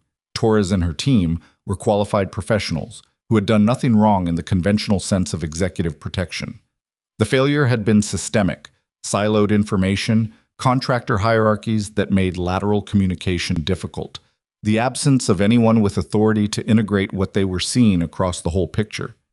He'd been the integration point that evening, but only by accident and only because he'd had nowhere else to put the information except into his own head. You couldn't build a division on accidents. He was still thinking about it when Sophie came home at 3:45, 9 minutes later than her usual time, which she immediately accounted for by explaining that Jessie had dropped her lunchbox and it had taken a while to deal with. "The orange rolled under 3 different desks," she said, with the gravity of someone reporting a significant logistical event. "It was a whole thing." "Sounds like it." She dropped her backpack by the door, consistently, every day, despite the consistent, daily request that she put it in her room, and came to the kitchen and looked at the sandwich plate he hadn't yet moved. "You made lunch?" "I had a meeting this morning." She climbed onto her chair across from him with the ease of a person who had been climbing onto that chair her whole life. "The lady from the news?" "The one in the building." He'd known this was coming. Sophie watched things. "Victoria Whitmore, yeah." "What did she want?" He thought about how to say it in a way that was true and comprehensible. "She wants me to come work for her company, building a security team." Sophie looked at him with the evaluating look. "Like a real job? Not the thing where you get called at the last minute." "Like a real job, yes. With a regular schedule." "Mostly. There will still be some irregular hours. It's security work." "But mostly regular." Mostly regular. She considered this seriously, which was how she considered most things. Looked at Lincoln. Looked back at Ethan. Are you going to do it? I said yes this morning. Something moved through her face. Not the dramatic relief of a child who'd been worried, because Sophie's concern expressed itself more quietly than that, the same way his did. Something smaller and more private.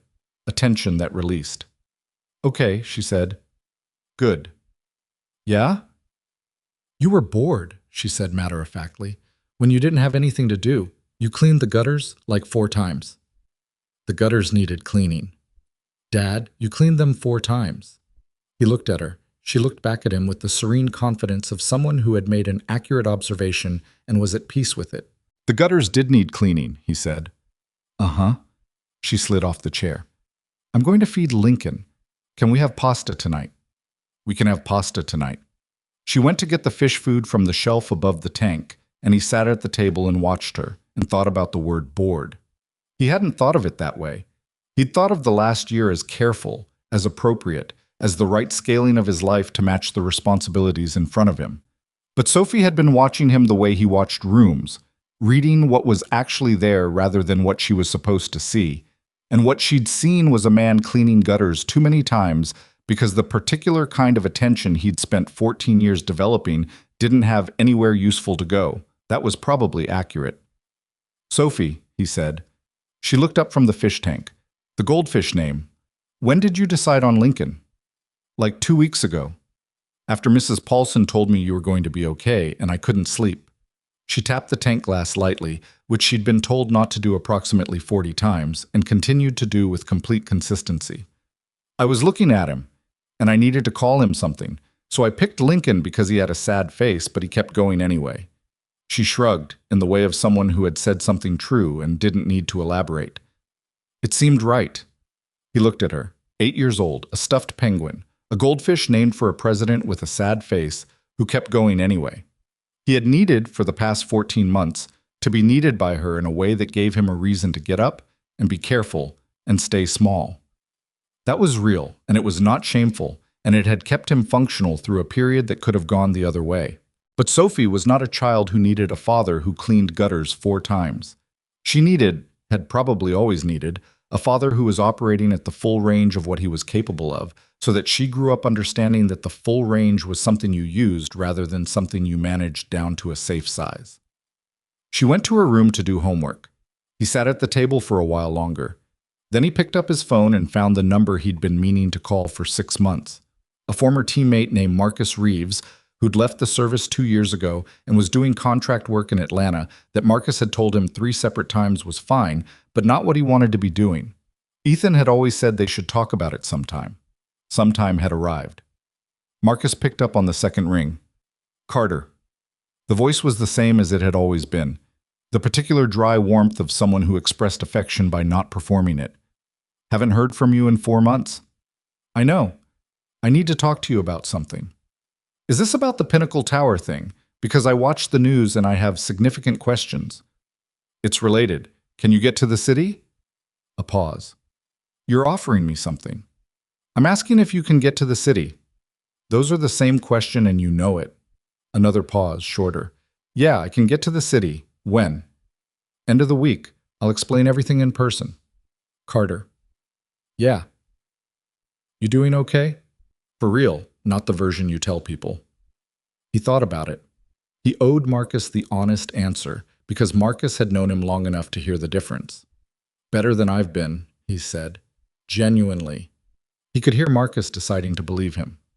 End of the week, Marcus said. Text me.